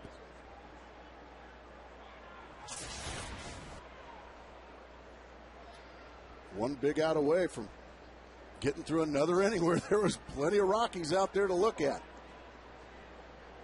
He hit 82 pitches. If he can get Hawpe here in a reasonable at bat, he's still got another inning in that arm, maybe 2 more. And fastball buries it in. Just ate him up with that fastball in. Good pitch. Here again is this angle, a lower angle. Just keeping an eye on him. Not pushing it, turning it loose. That ball running in right on the thumbs of Brad Hawpe. A dangerous left-handed hitter. But a guy that if you make your pitches to, you can get him and get him pretty quickly with the strikeout.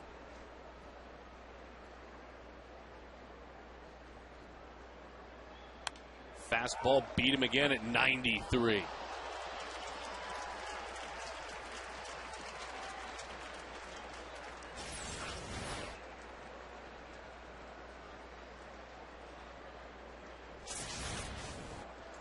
Nice.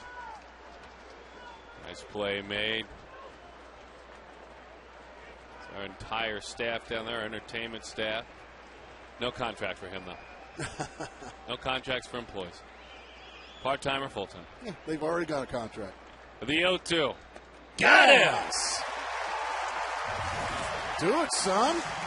Find a way. Followed through so much on that when he fell down.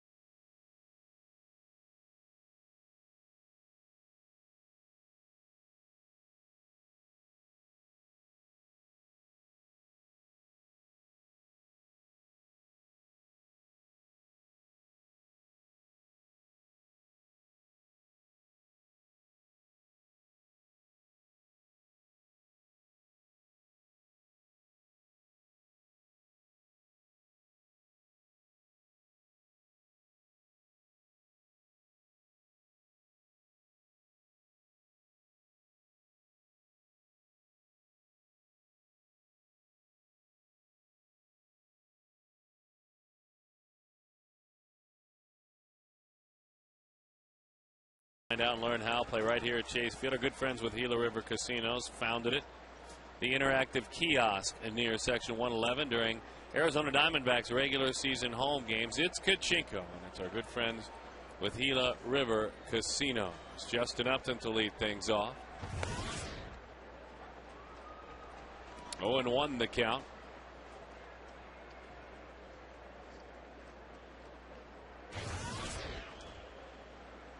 I love that Kachinko. It's a great attraction here at the park. 1-1. Ought to do a game from out there. Really? I don't think that's that good an idea, to be honest with you. 2-1 the count. First time all night we've disagreed on something. And that's a good thing, folks. You can head back out. Whatever you had planned for tonight, go ahead and do it. You can see how the third time is the charm for the opposing club against Chassin. 22-year-old right-hander rocks and fires, and swinging and missing. 2-2 the count. Another big rip there from Justin Upton.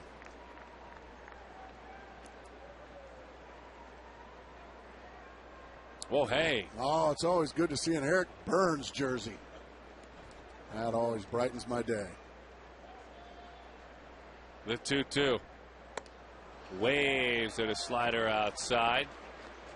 Let's get it on over to Mark McClune, standing by with a web chat specialty man, isn't he? Yeah, that's right. Jack Magruder at FoxSportsArizona.com getting ready for his next web chat on Wednesday against the Braves, and also working hard for FoxSportsArizona.com. What do you have up on the site? Hey, Mark, what's going on? Oh, I've got AJ talked about they're leading the National League or Major Leagues in home runs allowed, and they're on a pace to have a Major League record. The funny part about that is he still wants them to throw strikes. You know, you don't want your guys being afraid to throw strikes and throw out of zone. He's just looking for more quality strikes. And obviously they're going to give up a lot of home runs. They have a lot of strike throwers, but, you know, it's kind of a mix and match. And he's not too displeased. I mean, the numbers are too high, but he's not too displeased with attacking the strike zone. And your overall impressions from Dontrell Willis's debut as a Diamondback? Well, I like watching Dontrell. He's enthusiastic. He's fun to watch. The funny thing, or the good thing, I think, when he went out to warm up before the game, he got a nice little ovation from the people down in the left field foul line, which was, I'm sure he appreciated that. And how about that head first slide? I don't know if AJ's going to like that, leading with his pitching fingers, but that's pretty enthusiastic. It's pretty fun to watch a guy like that. That's right. The pitcher has scored the last two nights, guys. Fun to see. Good stuff, and look forward to that. Check it out on FoxSportsArizona.com. Dontrell and, of course, his buddy pinch running scoring last night. Curveball bounces in there from Chassin, and the right-hander struck out LaRoche back in the first inning, had him to ground out in the third inning. I think a lot of those home runs his staff has allowed is because they've dug themselves into 2-0 holes, 3-1 holes, especially that bullpen. Exactly right. I think another way to look at it is there's no excuse to give up that many home runs. That's a boatload.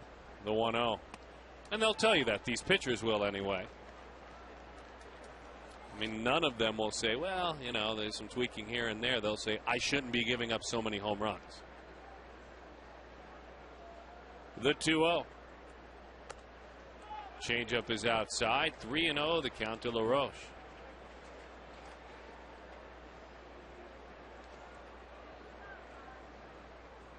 Kennedy, for the first time in a long time, gave up a home run with runners on base. He'll give up home runs, but a majority have been solo shots. The one you can't figure out is the man in the bullpen, and Juan Gutierrez. All pretty much 10. everyone on a belt high fastball.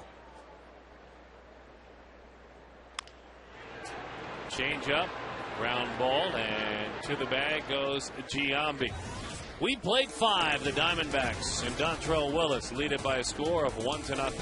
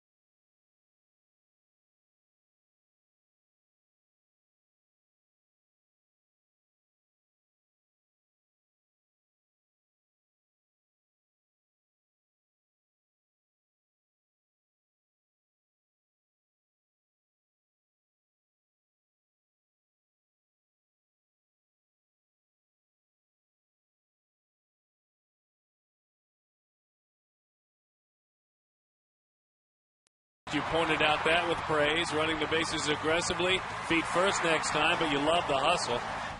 Dontrell Willis, and how about that? You asked for a follow-through, not pushing the ball, and you've got it. But still, the score is just 1-0, and the truth behind the good story is that he's been teetering the entire ball game. A lot of base runners. You see the walks, the 4 hits allowed, but you can't argue with the no runs allowed. Simple as getting strike 1, which he does here to Mora. Breaking ball is high.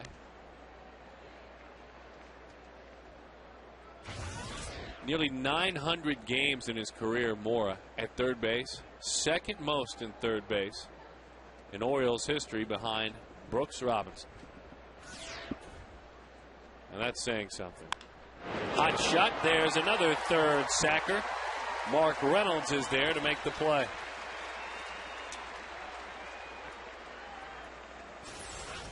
Just a bolt off the bat of Mora. Nice play there by Reynolds. Protect those chicklets. Well, that was a rocket.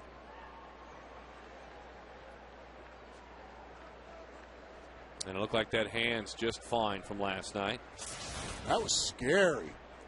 Had to come out of the game, though the manager, A.J. Hinch, did say he was planning on running no matter what, as that one is low. 1-0 the count.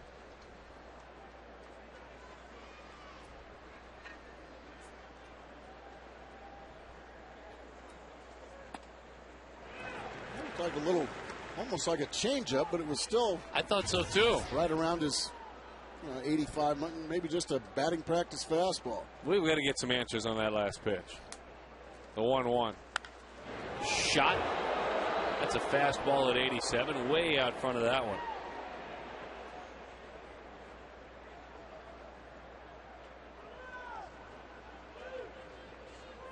One and two the count.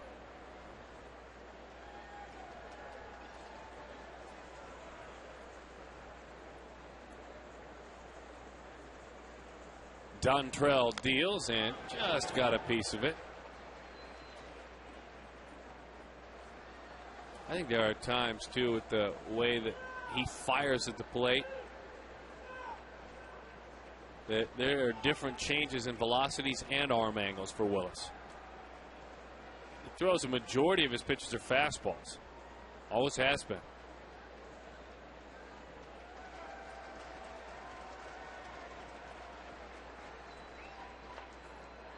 He'll throw 7 or 8 out of 10 pitches in a game as fastballs.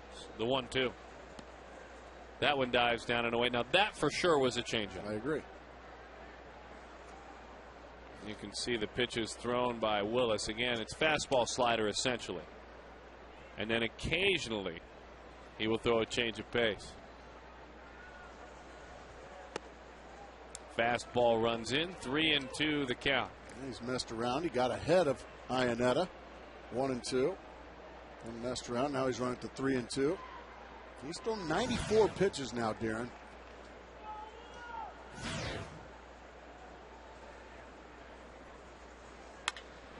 Line drive, base hit down the left field line up against that bullpen gate.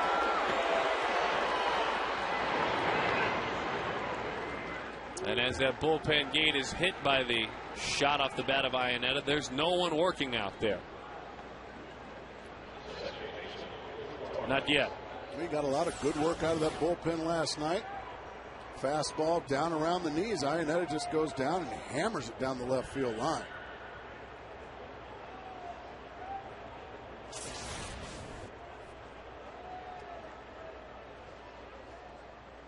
So now Clint Barmes.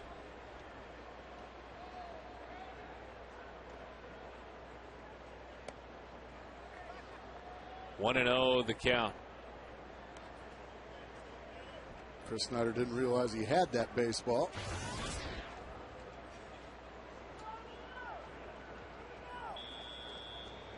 Can you hear it? I think you heard it at home. The bullpen phone, and they will go to work there.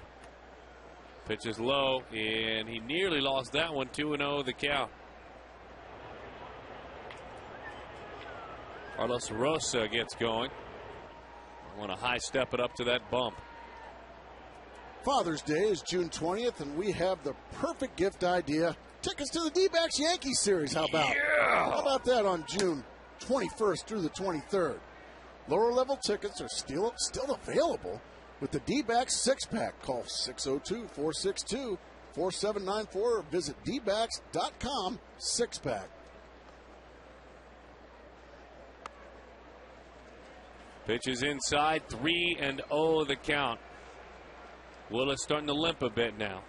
And it's one thing to be wild and to walk a base runner here or there in the first, maybe the second. This gets a little bit more nerve-wracking in the sixth as he approaches 100.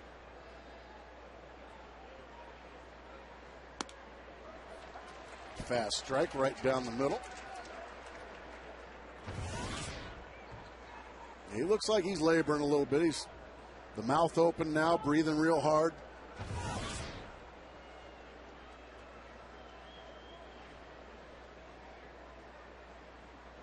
The 3-1 pitch, bouncing ball. Reynolds flags it in time.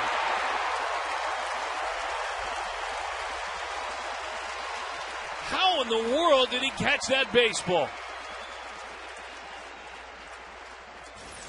Just pure athleticism, Darren. Chopper to his left, comes up with it, and then a strike across the diamond. Barmas runs well. My goodness, what a play by Mark Reynolds to save the day for the time being. Yeah, Dontrell likes that. I think everybody likes that. He praised his defense yesterday, hadn't even worked with them yet. Pitches outside, 1-0 the count. Right here, if you're Dontrell, you can't lose focus. You've got the pitcher up. This is the out you've got to get. You cannot get a little bit wild, get a little bit lazy mentally, and end up walking the pitcher because Carlos Gonzalez, I mean, he's proven to be a Diamondback killer. And this guy's just going to swing at everything, I guess. With the pitcher laboring to find the strike zone, it's hard to explain. That would have been ball two. We saw him swing at ball four his last at bat to help Dontrell get out of an inning.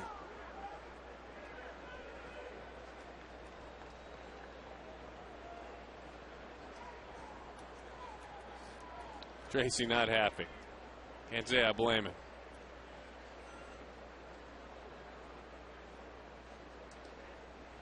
Dontrell trying to wiggle again off this hook. Fastball high, waves at it and fouls it off. He's thrown 3 pitches out of the strike zone, but he sits 1 and 2 because Chacin, I think he could throw the rosin bag up there, he'd take a whack at it.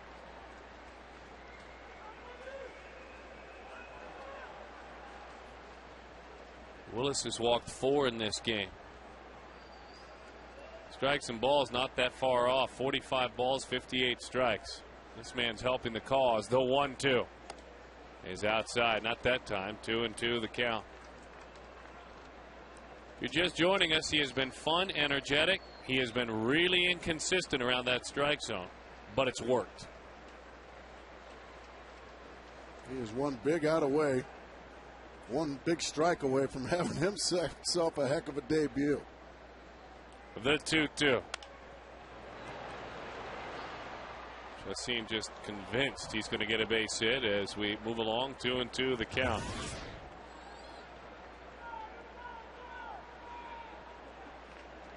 There were 22 starts in Detroit in 08, 09, and this year. There were just 2 victories, and the ERA was nearly 7. Outfield extremely shallow. Chris Young is just right behind Kelly Johnson. Boom, a breaking ball. Reynolds with another chance. Fielding, firing, got it. Dontrell Willis, 6 shutout innings. Look at that reaction.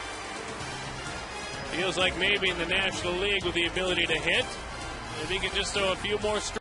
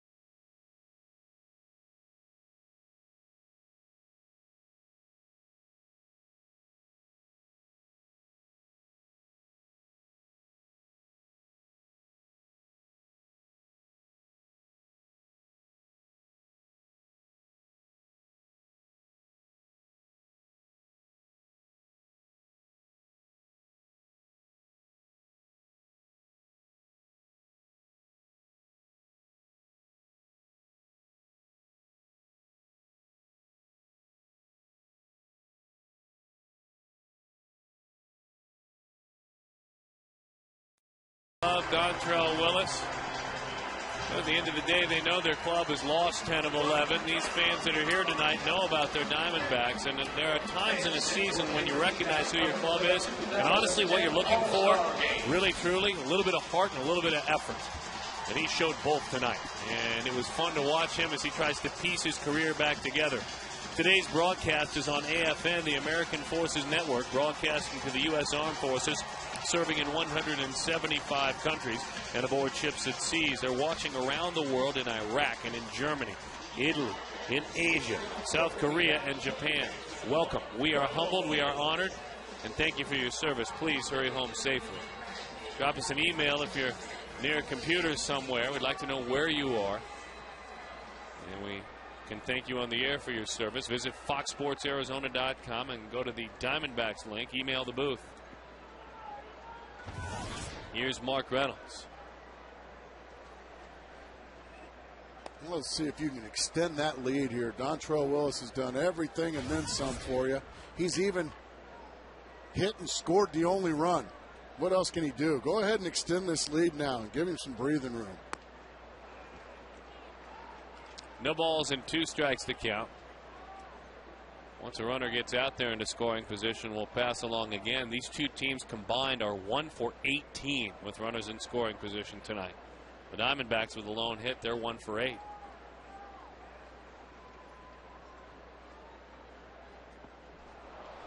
Reynolds goes down on strikes. And a fabulous defensive play a moment ago. And it was the Home Depot doing more on defense. We're glad to be focusing on this last at bat front. That's a good play. This is an incredible play.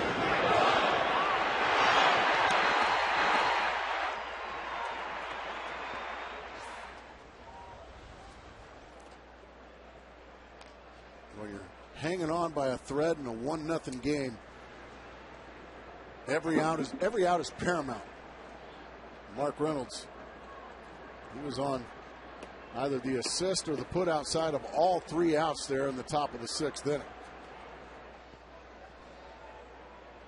And usually when you're throwing a shutout, that means the defense is stellar, and it has been tonight. We'd love another shot at that pitch as it's fouled off. No balls and 2 strikes. 8 strikeouts for Jhoulys Chacín tonight. Career high. He is not alone. There are a handful of pitchers around this game that seem to reach their career high against the Arizona Diamondbacks. It's well documented. These boys will punch out. Chacín not real happy about getting a visit from Chris Iannetta. He feels like he's in a pretty good groove right now. What do you want? Fine. Get back there. Have I told you to get back there? Thank you. Well, there was a sideways look as he walked away as well. Pitchers don't always like a friendly visit from their local catcher. No, especially when they're dealing. Look out, Dad. Dad's getting some headbutts. Love it. We saw more than anything in this first trip back into the ball yard yesterday along Homestead. A lot of families here last night. And love seeing it. Love seeing that man creating a bit of a family in that dugout. Well, summer's here, man. You got to bring the whole family to the ballpark. It's Major League Baseball. Couldn't agree with you more. Tonight, you got a nice take home with that batting helmet. Yeah. It's a nice add-on. See right there, that value item on the backstop. That makes the night a little easier on the pocketbook if you find those everywhere. As that one bounces in there. But probably need to sit between the brothers and sisters when they come. And don't pick your brother's ears. Or else you get whacked.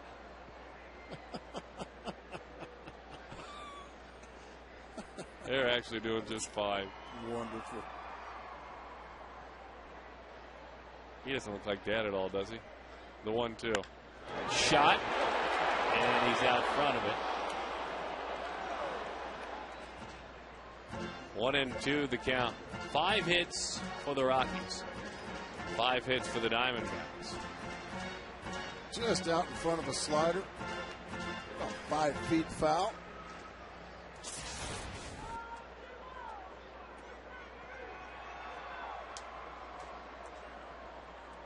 Who needs the helmet part?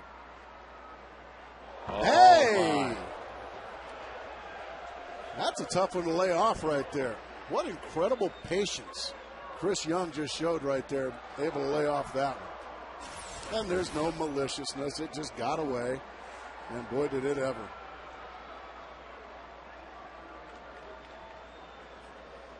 Well, one of my favorite pitchers is not shy lately about doing that, and that's that man.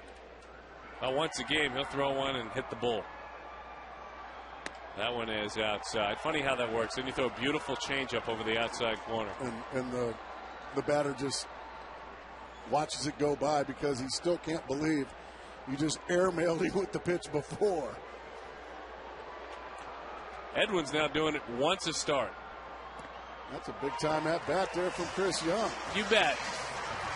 As that one sends him to first base. You know, for Young, too, what I like about that is it's natural when you get a little bit irked to overswing. Absolutely. To chase. How about 2 good change-ups? He was able to lay off both of them. Now, with his speed, now all of a sudden you bring all kinds of opportunities for the Diamondbacks into play. You can hit and run with Connor Jackson in this situation. You can straight steal him if you want. Infielders are now playing a little tighter, double play depth. There's a lot more holes open. I guess it was high. Ball 1. Not where he wanted to throw it at all, but it looked like it got the top part of the strike zone. So Young again, here he goes again. Not chasing out of the zone, not getting angry that there's one thrown up over his helmet. He's driven back to the bag. And Chris Young has singled and he has walked tonight. He has a stolen base as well. 20 walks on the season.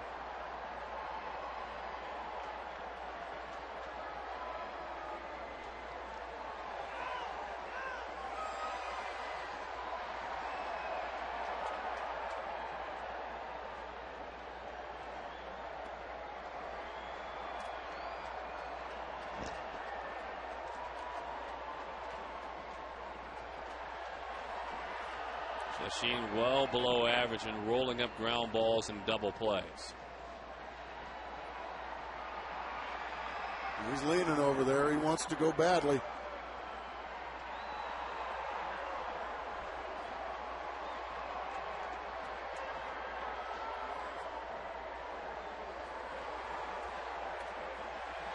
This right-hander making just his 8th major league start. He's 3-4 with a 3.91 ERA in his career.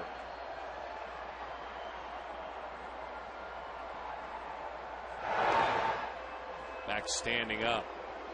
Tagged him on the backside there. Had a good quick move.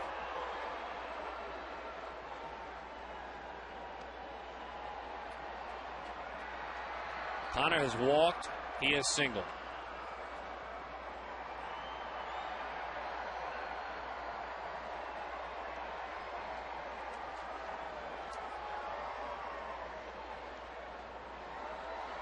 Young takes off. The pitch inside, stolen base. Chris Young getting a little fired up out there on the base pass. It's good to see. That's just a straight steal. Connor Jackson taking all the way. Good throw here from Iannetta, but Young just gets that left hand inside. And the safe call there from Dan Iasonia. And that was awfully close, but he got in there. It's a good call. Chance for Connor to drive in a run right now. Bouncing ball, 2-1 the count. The Diamondbacks are 1 of 8 with runners in scoring position. The Rockies are 0 for 10.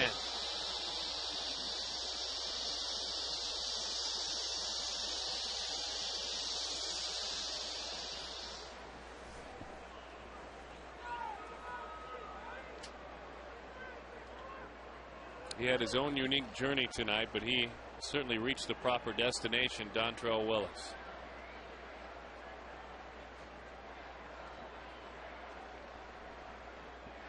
The 2-1. Nice take. You wouldn't do anything with that pitch.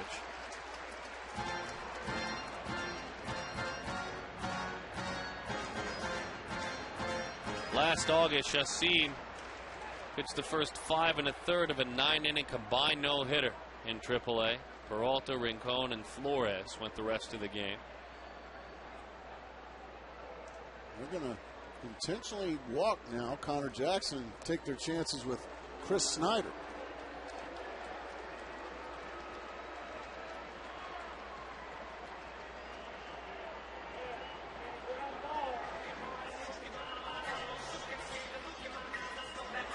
And now a visit from Bob Apodaca. Now all you fans know that Gracie wants more signs at the ballpark. I do, and He's been saying it for years. Now, we also want photos of your signs for the entire world to see on FoxSportsArizona.com. Click on the D-backs page on FoxSportsArizona.com and find the What's Your Sign box, and then follow the instructions. It's as simple as that. See? The lining of the helmet again. Yeah, even the grown-ups are wearing the lining now. There we go.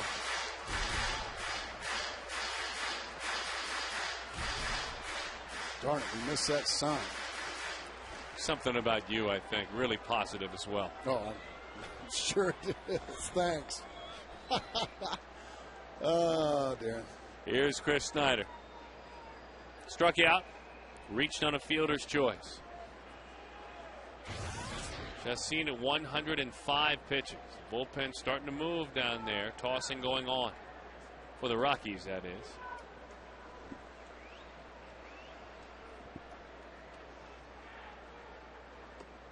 Oh, and 1 the count.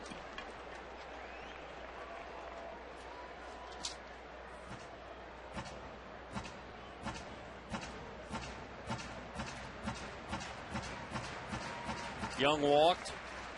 Jackson walked.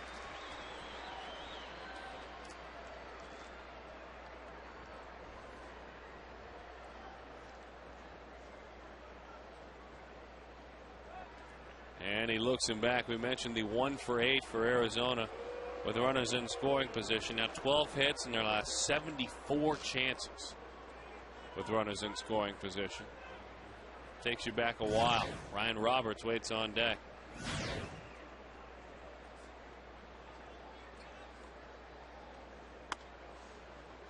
Strike 2.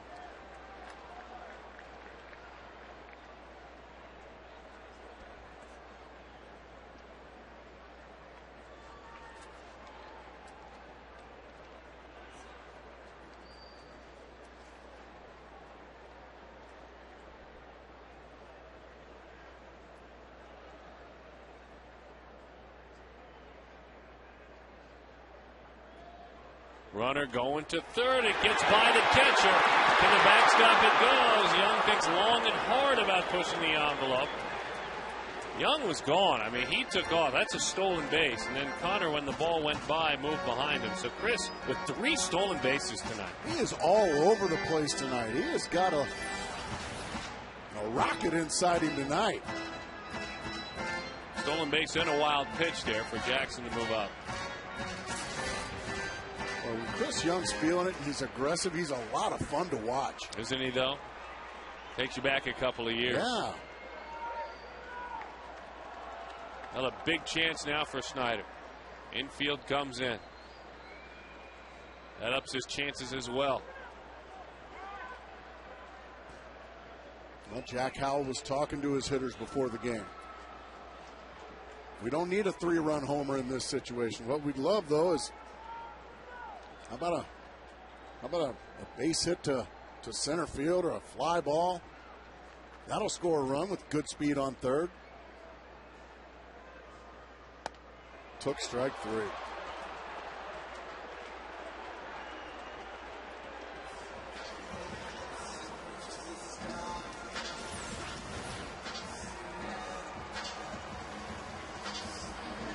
He's thrown about a half dozen of those tonight. When I say those, I mean breaking balls that are around the belt.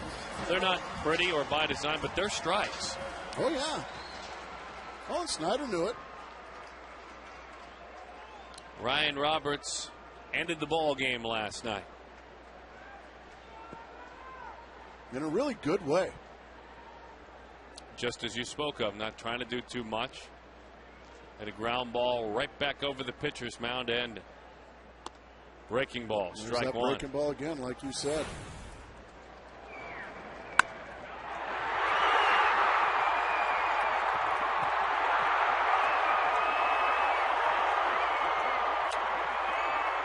Boy, everybody should be able to experience that once, huh? 0-1 the count. I think that was that attempted changeup right there, and it stayed inside. But Roberts, a guy you know you're going to get every ounce of his heart, every ounce of his soul. He's up there, like he explained last night, he's not trying to do too much. He's just up there trying to get him a base hit here with 2 outs. Hitting for Dontrelle Willis, who threw 6 shutout innings tonight. Walking 4, striking out 3. Trying to really, truly add on. Both teams have had a lot of base runners tonight. Both teams have had a lot of scoring chances. Dontrelle's night is done. And a job well done, young man. Now cheering for his teammates. Trying to remember all of their names. Come on, you that sent us home last night. Get it done for us. Down the line, into the corner. Sent us home happy last night, and a huge add-on hit tonight. Ryan Roberts.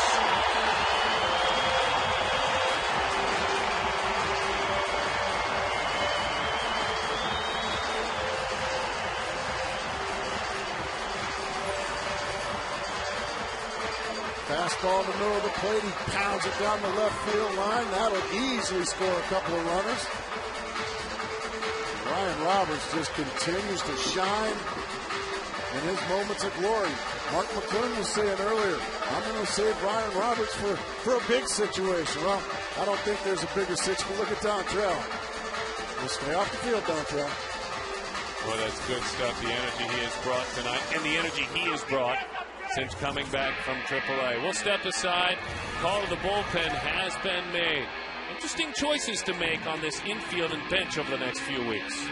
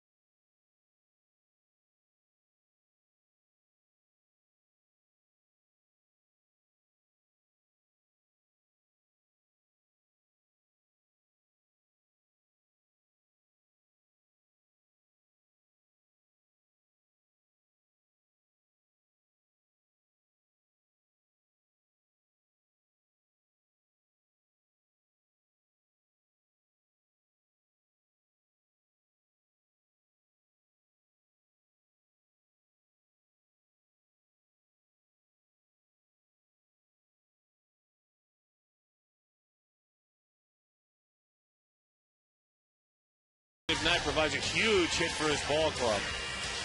And here it is. Got a fastball, middle in, and rifled it down the left field line, easily scoring a couple of Diamondbacks. The much-needed breathing room that Dontrelle Willis and these Diamondbacks needed. And Ryan Roberts, well, he's been the cover boy of this game and a half we've had here at home. And like you said, Darren, interesting decisions to be made shortly. Well, Tony Abreu is still a couple of weeks away, I would imagine, but Ryan Roberts doing everything he can do to make sure that when he comes back, he gets to stay, and that Tony gets to stay. There's about 4 guys in that mix. Kelly Johnson drives it center field. Going back is Gonzalez, still going high off that wall. Johnson racing on around. It's a double. He trades places with Roberts, and the Diamondbacks add on again. Arizona 4, Colorado nothing. Good to see Kelly unload on a ball like that. Walks are nice, but he likes to drive the ball as well. Well, he finally got a breaking ball in the zone. Bang! That's a long ways to center field. He's just sat on that curveball high off the wall. And like you said, trades places. And all of a sudden now this is a 3-run inning, and Justin Upton's going to get an intentional pass from Flores, and Stephen Drew's going to get an opportunity. I would imagine if you're 0 for 3 with 3 strikeouts and you get this, you're saying, thank you. I know I did. I don't want that 4th. Go ahead and put me on. So Upton, as Gracie said, was a perfect 3-fer with regard to strikeouts. 2 of them swinging, 1 of them looking. And so Justin is on, and we remind all of you that anytime the D-backs score 6 runs or more, Taco Bell is giving away 3 free tacos for the purchase of a large drink between 4 and 6 the next day.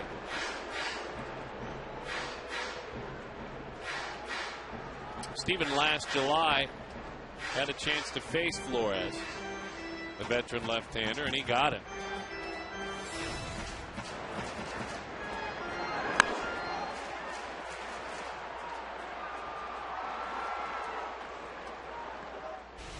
So now another chance. Singled a couple of times, has a stolen base, has an RBI, and a ground out to short. Oh boy, he got that same breaking ball that Kelly Johnson got. But Steven took a good rip at it. Couldn't do anything with it.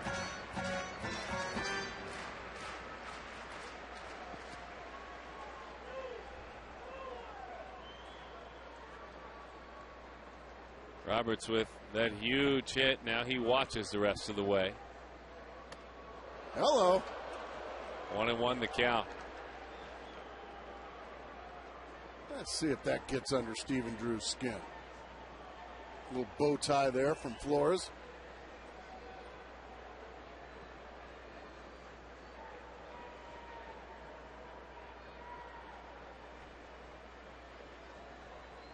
The 1-1. Really flipping that one up there. 2-1 the count. Arizona leads it 4-0. Dontrell Willis, 6 innings, 5 hits, no runs, 4 walks, 3 strikeouts. But with regard to runs allowed and success on the diamond, this is his finest hour this year so far.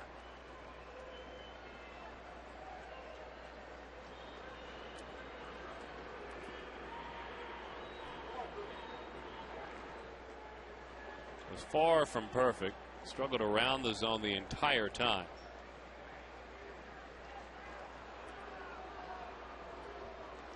The veteran Flores out of USC on for the 24th time this year. Part of one of the best bullpens in the National League, these Rockies.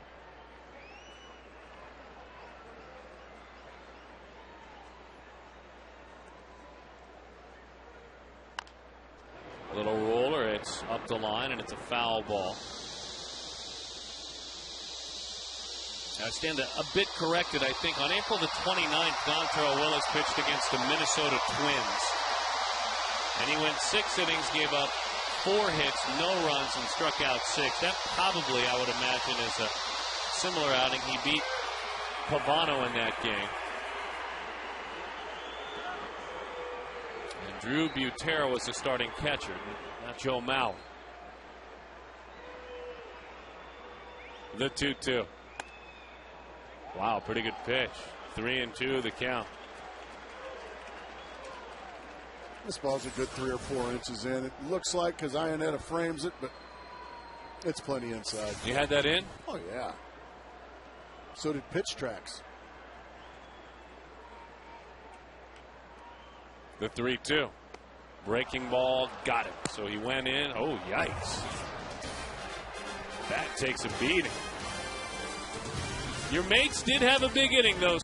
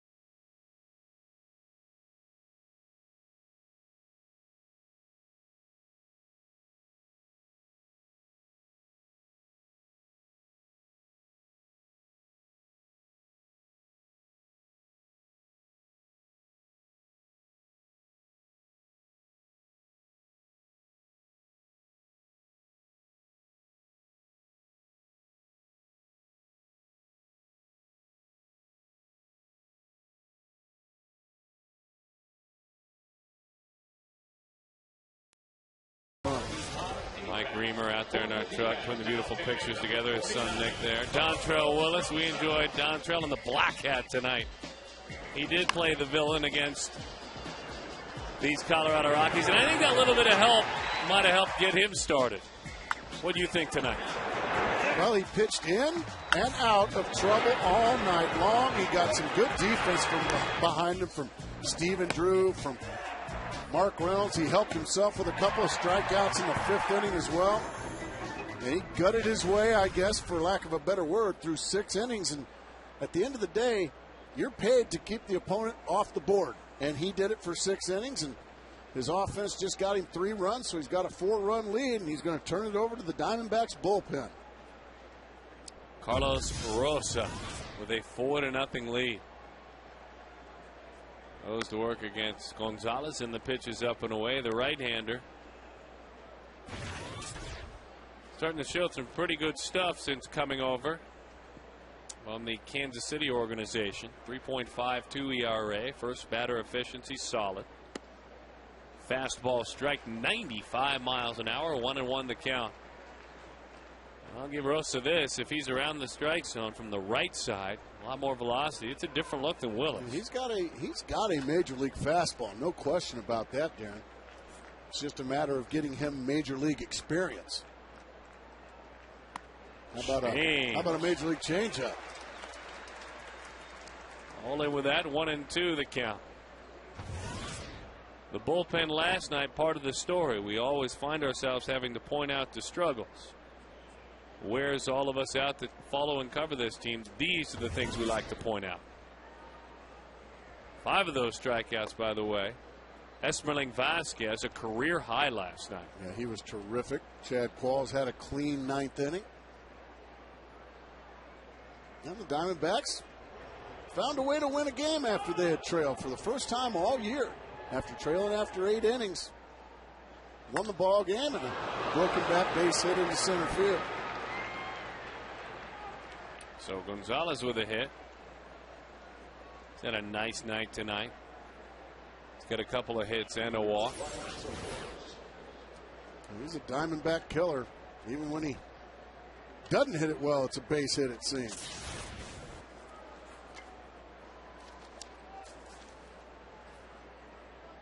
And Gonzalez this year came in 12 of 24 against Arizona with 5 home runs. Pitches outside.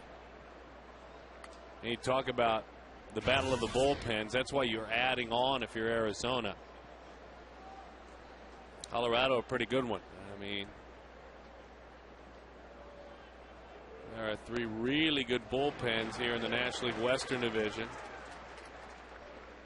One that's a little bit above league average and one that's got the highest ERA in Major League Baseball. So to add on at this point is key, the numbers tell you.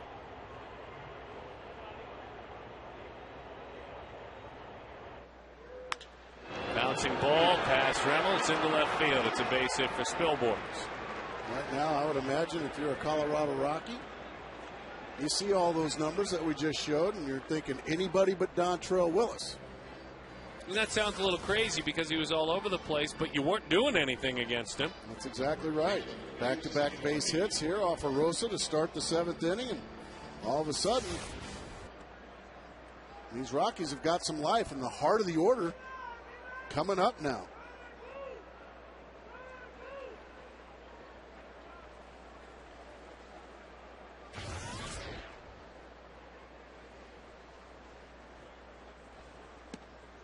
Pitches outside, 1-0 the count to Jason Giambi. Giambi grounded into a double play, hit by a pitch, and struck out.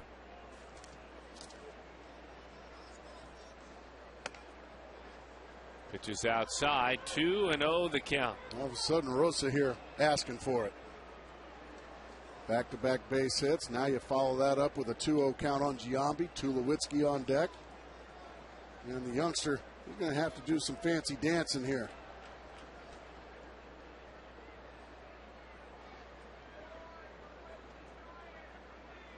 Outside, 3-0 the count. Troy Tulowitzki waits on deck. I would imagine that bullpen phone going to ring shortly.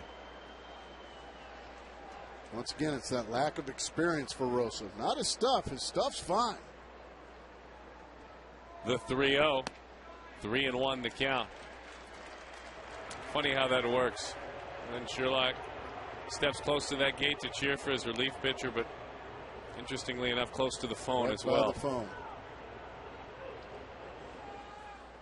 3-1 the count. Last 4 games, this pen has been good. They're hitting the wall a bit tonight. Let's see. Still chances to get some outs. Still with the 4-run lead. Now Stottlemyre Jr. is out. Bullpen last 4 games, 9 2/3 innings, a 2.79 ERA. Rosa suddenly missing the strike zone a lot. 7 balls, 6 strikes. You can see on Fox Tracks how it ended. Yeah, there's Mr. Dependable.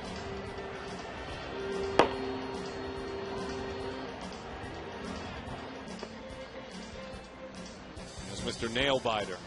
That makes him like all Diamondbacks fans lately when that bullpen goes to work. And just like that, the tying run coming to the plate. After that big bottom of the 6th inning, Diamondbacks banging balls all over the place to put 3.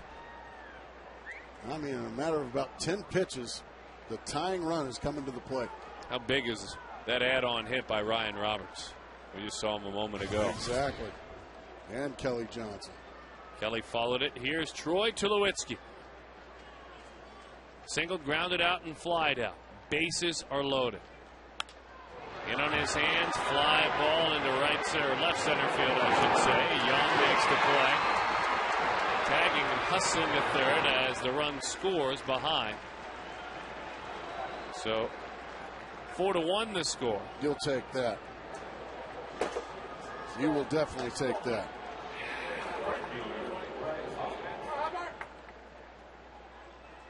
You'll sacrifice an out for a run right there all day. Heilman is the quote-unquote left-handed specialist. He's the guy that's had the best success against left-handed hitters. But it looks like it's going to be Rosa to face the dangerous Brad Hopp, who once again represents the tying run. 0-1 the count to Brad.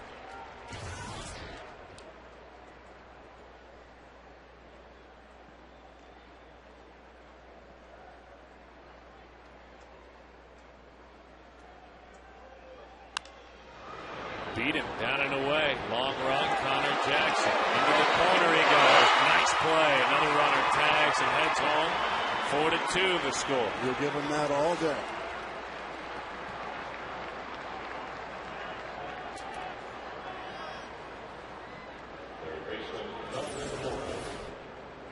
Change up away, hop. Just scrapes it the other way. Connor Jackson makes the play, gets it in. It's a 4-2 game, but now you're 1 out away from getting through this thing, and you still got a 2-run lead.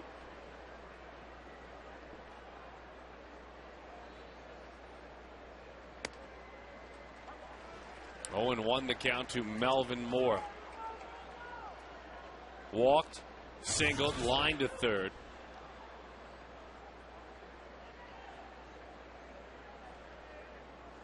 Have I said he represents the tying run yet? Not yet, but it's a good reminder for all of us at home Good. watching. Bouncing ball, base hit left field. With the tying run on now for Chris Iannetta. Well, you're right, Gracie. You will take the outs by Tulowitzki and the out by Haupt. But there have been a lot of base runners in this inning against Rosa. This has been far from smooth sailing as he adds to that bullpen ERA.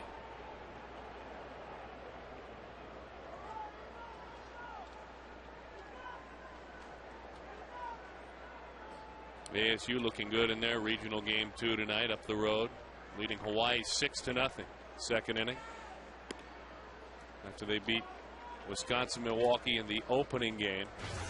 Who do the Panthers play next? Well, they got eliminated today by University of San Diego. So the Panthers, they enjoyed their trip out. I wish them well.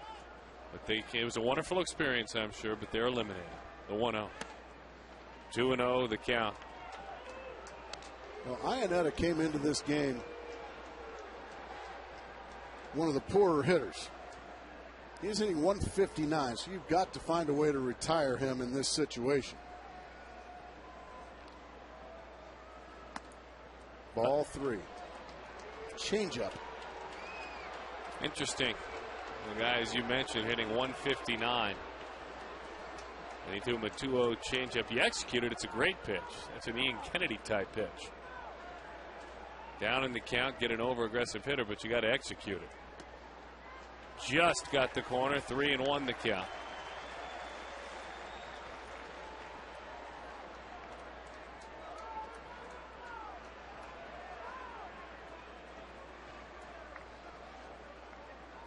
And taking one more look at the balls and strikes situation and the score. The 3-1. Well, he went right down Broadway with that one, and he beat him. And he challenged the big catcher. That is everything you're looking for if you're a hitter on 3-1. Now the runners will be off to the races. That'll help Jason Giambi on a base hit because he'll easily score now on any base hit. And anything down the line or in a gap is going to tie this ball game up. Huge pitch. Rosa will step off. Big vote of confidence here from Trace in this situation with Smith and Stewart and Helton all available on the bench to hit here. Runners go, 3-2 pitch, ball 4. It's got to be it for Rosa. Now we may see one of those pinch hitters. He's going to go get Aaron Heilman. Looks like Seth Smith has a bat, and he is ready to roll. The most dependable relief pitcher for the Diamondbacks overall and against lefties is coming on.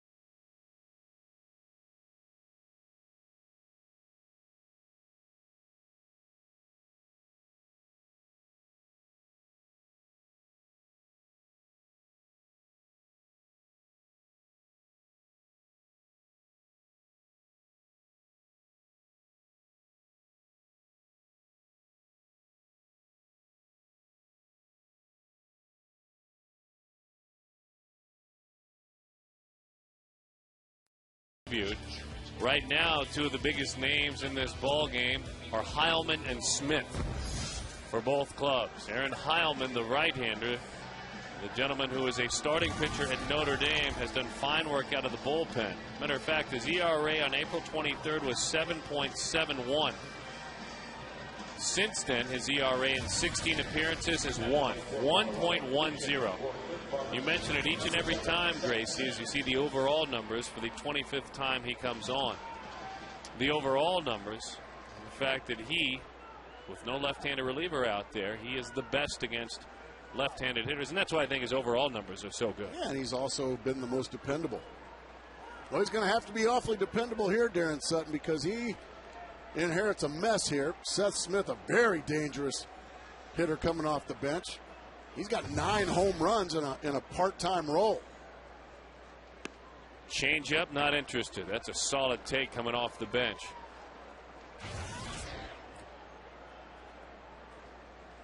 You see those 9 home runs for Heilman. Right-handed batters hit 300. Left-handed hitters 191. The 1-0. Inside with a fastball, bases loaded, nowhere to put him. And that's what got Rosa into trouble, was falling behind.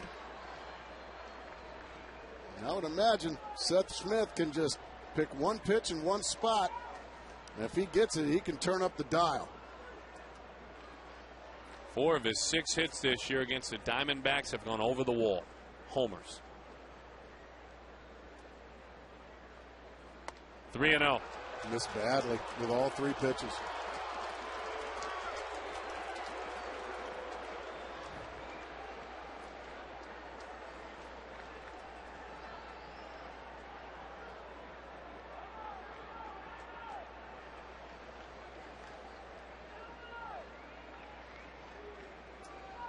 Well, you can't zap all that energy away that Dontrell Willis in his own way infused into this team. Ball 4. Well, they have.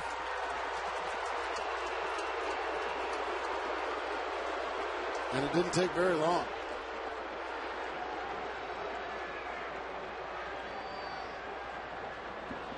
More bases loaded walks than any team in the major leagues.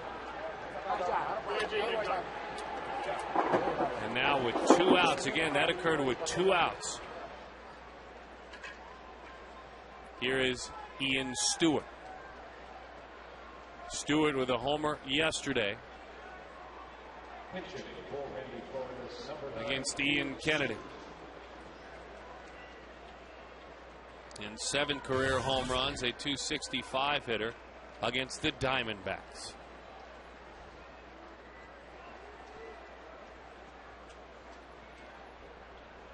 And the lead balloon has been dropped on Chase Field. Heilman desperately trying to keep this lead. Here with 2 outs. There's strike 1.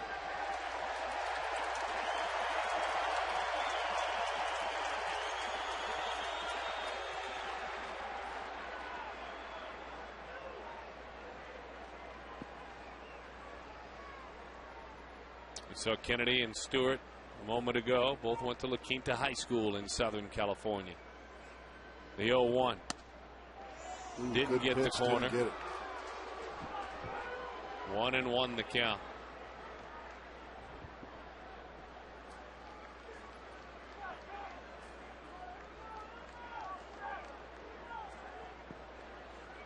"11 bases loaded walks for this Diamondback staff, the highest number in the big leagues."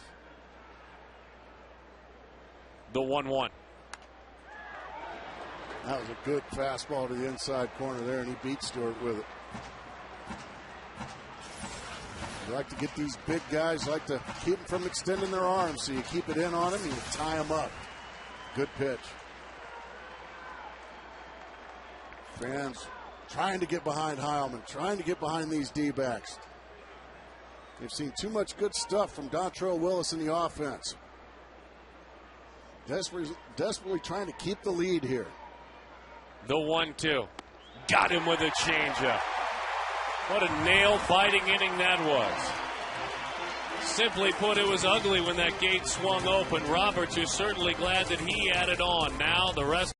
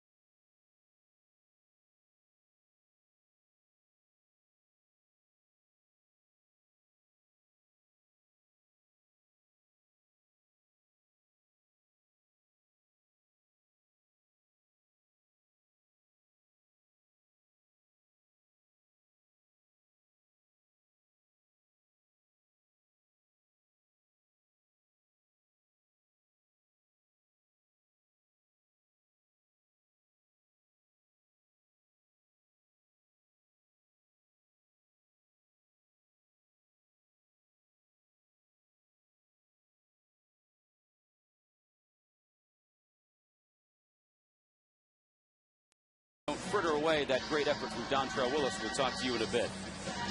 Thank you very much. The king of the tees looking ahead.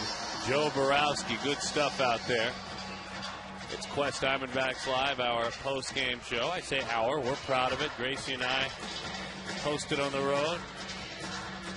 A nice job done at home. Brad and Mark, Todd, and of course Joe, the old standby on every home telecast. 4-3 the score. Well, Gracie, nobody said it would be easy, did they? It never is. It shouldn't be. It shouldn't be. Well, the good news is you still got the lead. Woo!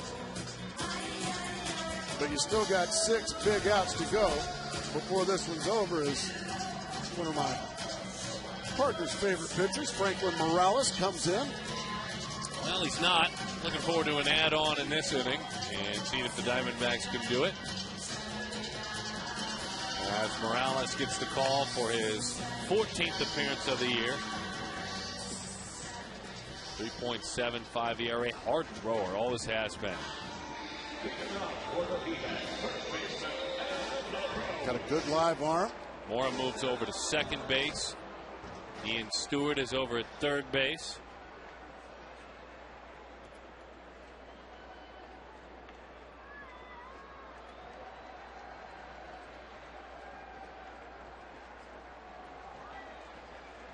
So now, LaRoche. Big swing and he fouls it off. This kid's got a live arm. He can get a little wild once in a while. He can get a little wild between the ears as well. He can. Visitors will stop by on occasion. 0-1 the count. Can't teach that arm though. 1-1 the count. Every once in a while he'll get some voices.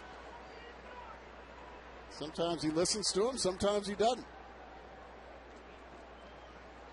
But extremely talented. On 1-1. Bouncing ball, and it's a foul ball.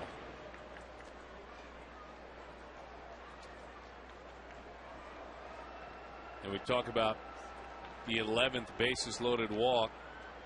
Something that none of us like to picture for the Diamondbacks. They had 9 all last year, 9 bases loaded walks last year. All last year. And they have 11 now. June 5th. Tell you, the Mets have been hot on their tail though in that category lately. That No one is kidding. outside. They want a little piece of the notoriety.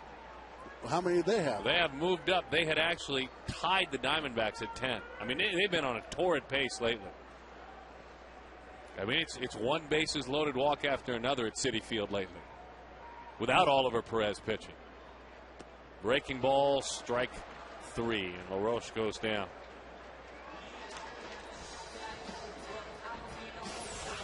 LaRoche fooled badly by that breaking ball from Morales. Way out in front. So Tracy heads to the mound. He will make a move, the veteran skipper. Seen a lot of this. He's very deliberate in his changes. Belisle comes on, 4-3 the score.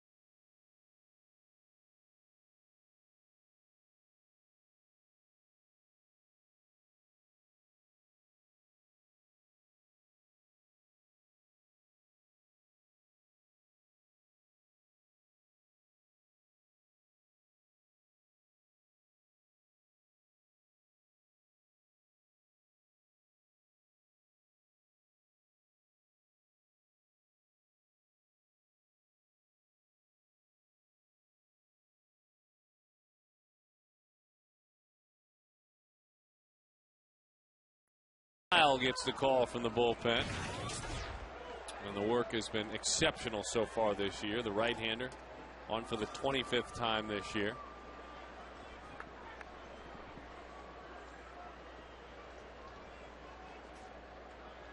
Four to 3 the score. That one is low. Hey, good crowd tonight, huh? Again, a great crowd tonight.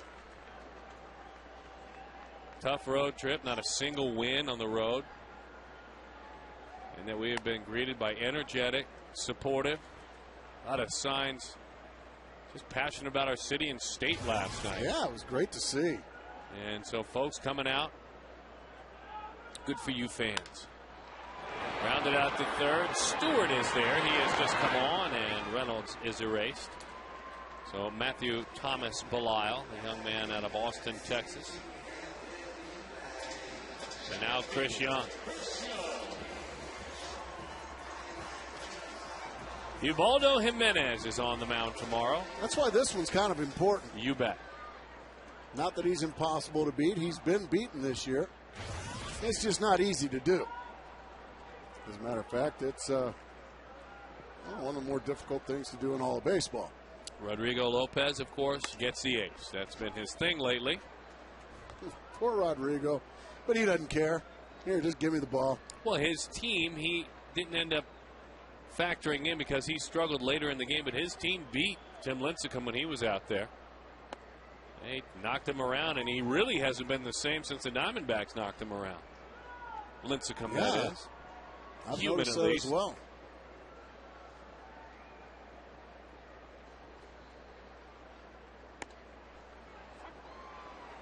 Belisle began his career a hard-throwing right-hander with the Cincinnati Reds. Struggled with the Reds. Mm-hmm. Started some. Had 30 starts in 07. You folks may remember that. He was trotting out there every fifth day. But had an ERA over 5 that year. Numbers weren't that great last year. An ERA of 5.5. Sometimes you just find your calling, though. Figure it out. Yeah. There are times with relief pitchers, and you've seen this a lot. Take them out of the starter's rotation. Tell them to, instead of throwing me 4, maybe 5 pitches, just throw me your 2 best. That's all I need. That's exactly right. Mel Stottlemyre having to use that theory with a lot of Diamondback relievers. No, I need 3 or 4, don't I? No, you don't.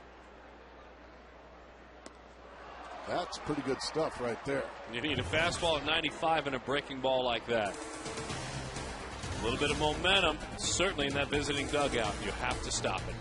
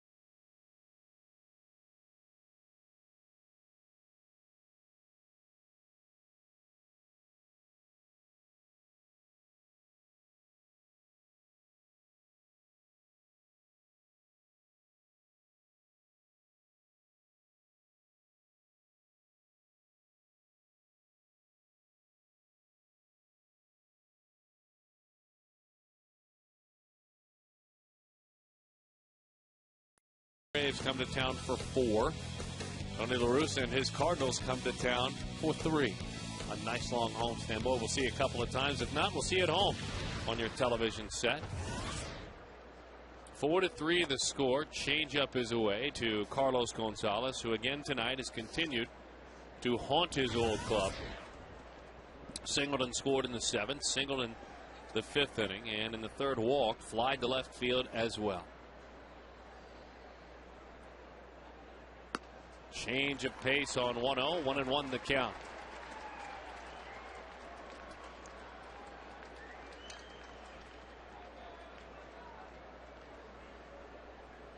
Gonzalez out of Maracaibo in Venezuela, signed with the Diamondbacks at 16 years old.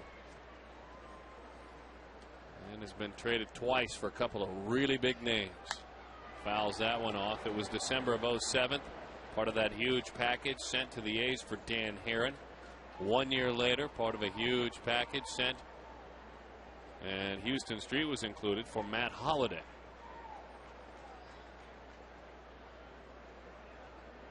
He has been a valuable chip a couple of times. The Rockies plan on keeping him. I think they like what they have. Bouncing ball, LaRoche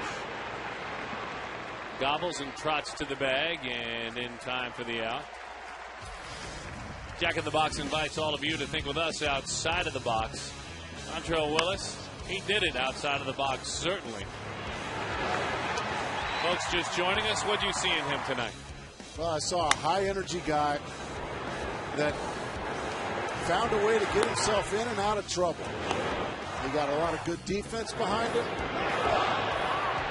And he helped himself offensively by getting a base hit, scoring the only run of the game at the time through 6 innings. Dontrelle Willis, well, he deserves to win this ball game.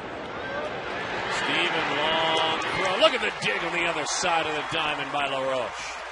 Drew knew he had to get rid of it quickly. Played it almost behind the shoulder of Reynolds there. 2 outs.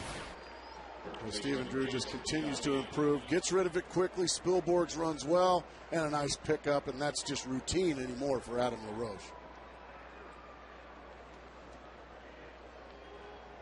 Snatches it, makes it look easy, doesn't he? And it's not. Well, if anybody would know, here's Jason Giambi.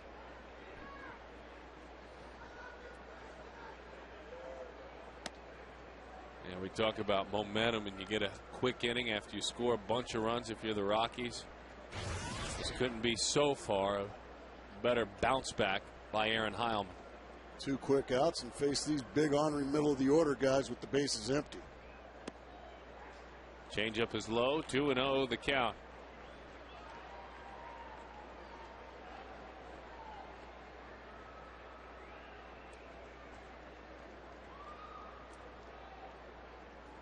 Giambi, like Tulowitzki many, many moons ago, played it in Long Beach State.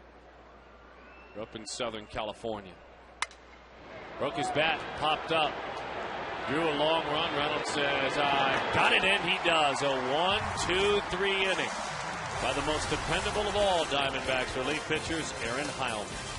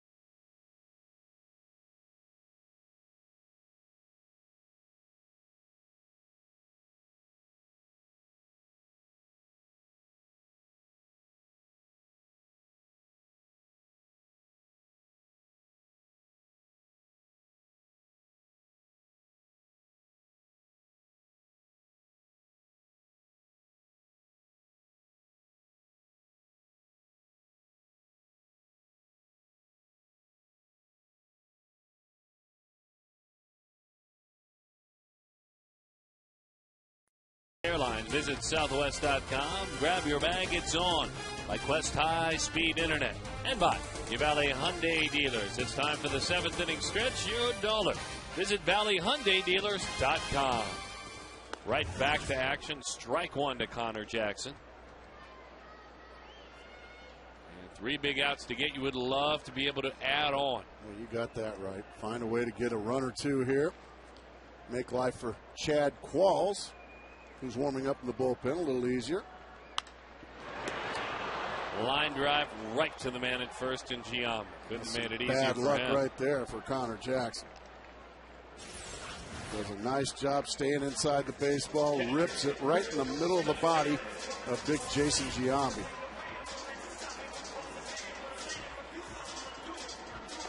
So Chad Qualls getting set to lock this ball game down.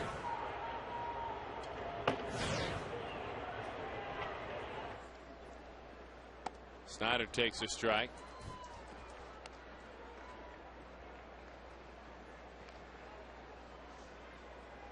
Heilman pieced it back together nicely. Just when you thought the Rockies were on the rampage and coming back, he got out the fire hose and put it out quickly. As that's a good curveball, but it's low. Yeah, he came in with the bases loaded, Darren. Walked the first batter he saw on 4 pitches. Then came back, got a huge strikeout on Ian Stewart to end the inning. And then just easily 1, 2, 3 in the 8th inning. And that was the Rockies' top of the order.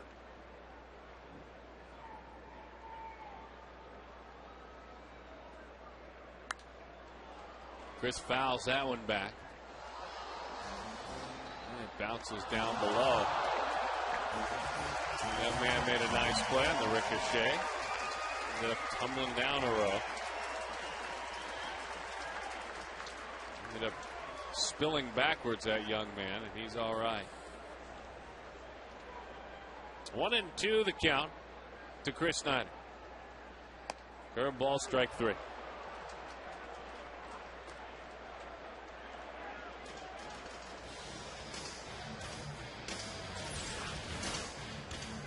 Curveball starts up, just freezes Snyder.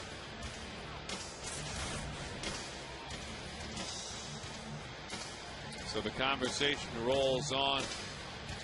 Why do you want to add on? Well, you'll be bucking the trend if you're victorious tonight. If you're the Diamondbacks, Rusty Ryle will get a chance. Arizona is 1-27 this year when scoring 4 runs or less. The only time they won was in Houston, a 1-0 victory. Since then, they are 0-18 in games in which they have scored 4 runs or less. Hope they do it, because we've said it many a time. You need to win some. 3-2, 1-0, 4-3. You have to. Well, when you're 4 runs in a game, that's a decent effort. It's a decent effort. It's not a great effort by any means, but you get 4 in a game. You would think a lot of times with guys like Dan Herron, guys like Ian Kennedy, Edwin Jackson, Rodrigo Lopez, you'd think they'd hold that down, or maybe the bullpen would hold it down, but it's only happened 1 time. And you hope it happens tonight as well.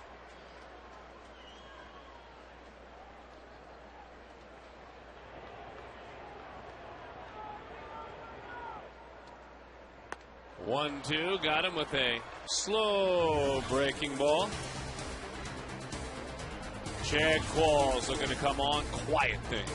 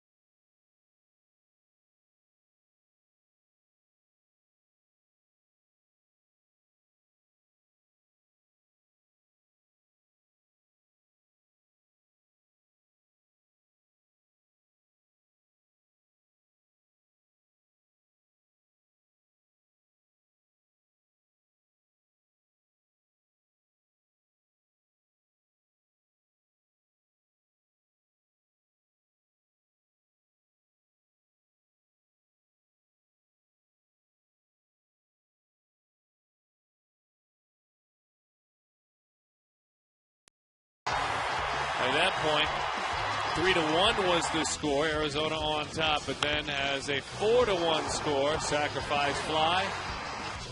And then a bases loaded walk. Just like that, it's 4-3 as the Rockies with a 3-run inning in the 7th. Crowd frustrated, then a strikeout. Order restored. Heilman then would put a 0 up in the 8th inning.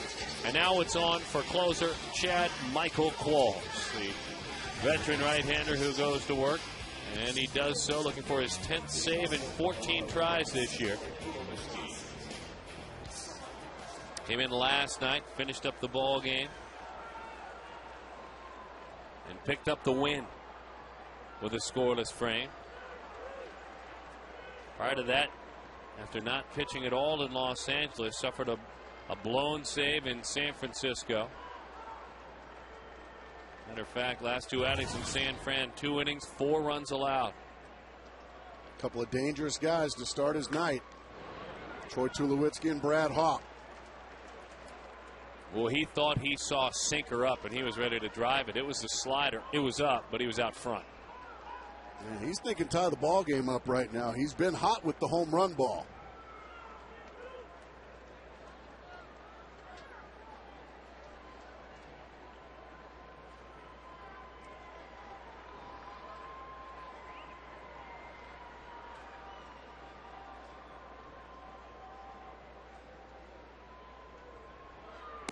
Chad with a dandy slider, 0-2 the count. I think that was the same thinking right there. If you're Tulowitzki, you're thinking sinker. All of a sudden it starts at you and it just buckles you and comes right to the middle of the plate. Nice job by Chad Qualls, jumping ahead 0-2.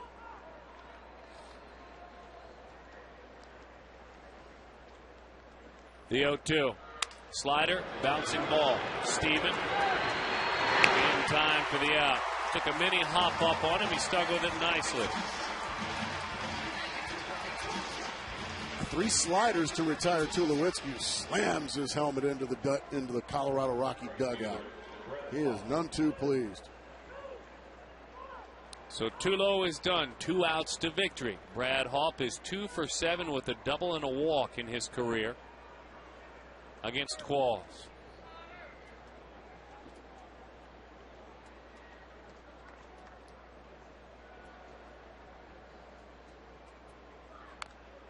That's the good sinker there from Qualls. That's the first one of the night. Like we said, 3 sliders to retire Troy Tulowitzki. Hawk saw the sinker, and he saw a good one.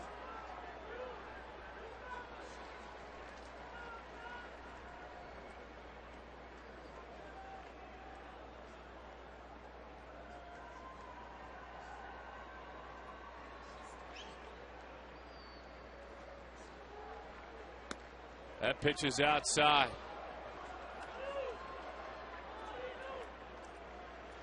This is what we were talking about earlier.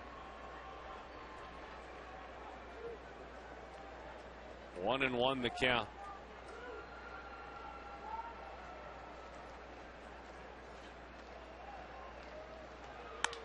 Bouncing ball, Kelly Johnson right at the belt. 2 outs. Now it's time for you Diamondback fans to get on your feet here at Chase Field. We got a nice crowd. Got to get on your feet. There you go. Rally backs and getting them up. Come on, folks. Folks, come on. Get loud in here. Seen an entertaining ball game. Folks, yeah, come on. You up in the upper deck. Come on, get up on your feet.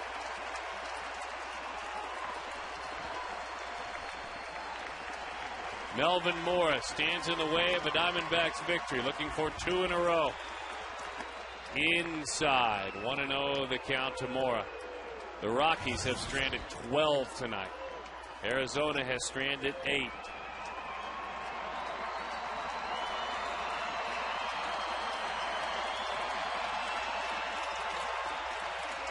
Mora 2 for 3 with a walk. Qualls violently comes home. It's a ground ball to short. The Diamondbacks actually have a mini winning streak. They win the first 2 games back home. Tonight it was behind the very unique energetic, all over the place left arm of Dontrell Willis. He energized this ball club. He energized this crowd. And it's nice to say the Diamondbacks have won a couple in a row, Mr. Sutton. After dropping 10 in a row, after dropping every game on the 9-game road trip, they are able to high-five in line. And a second win when scoring 4 runs or less. That's right, folks, a second win. So a good night to be a Diamondback. The boys wearing black, enjoying the victory. We're going to keep the conversation going here from some heroes down on the field and in the locker room. Joe Borowski with his thoughts. Let's get it going post-game.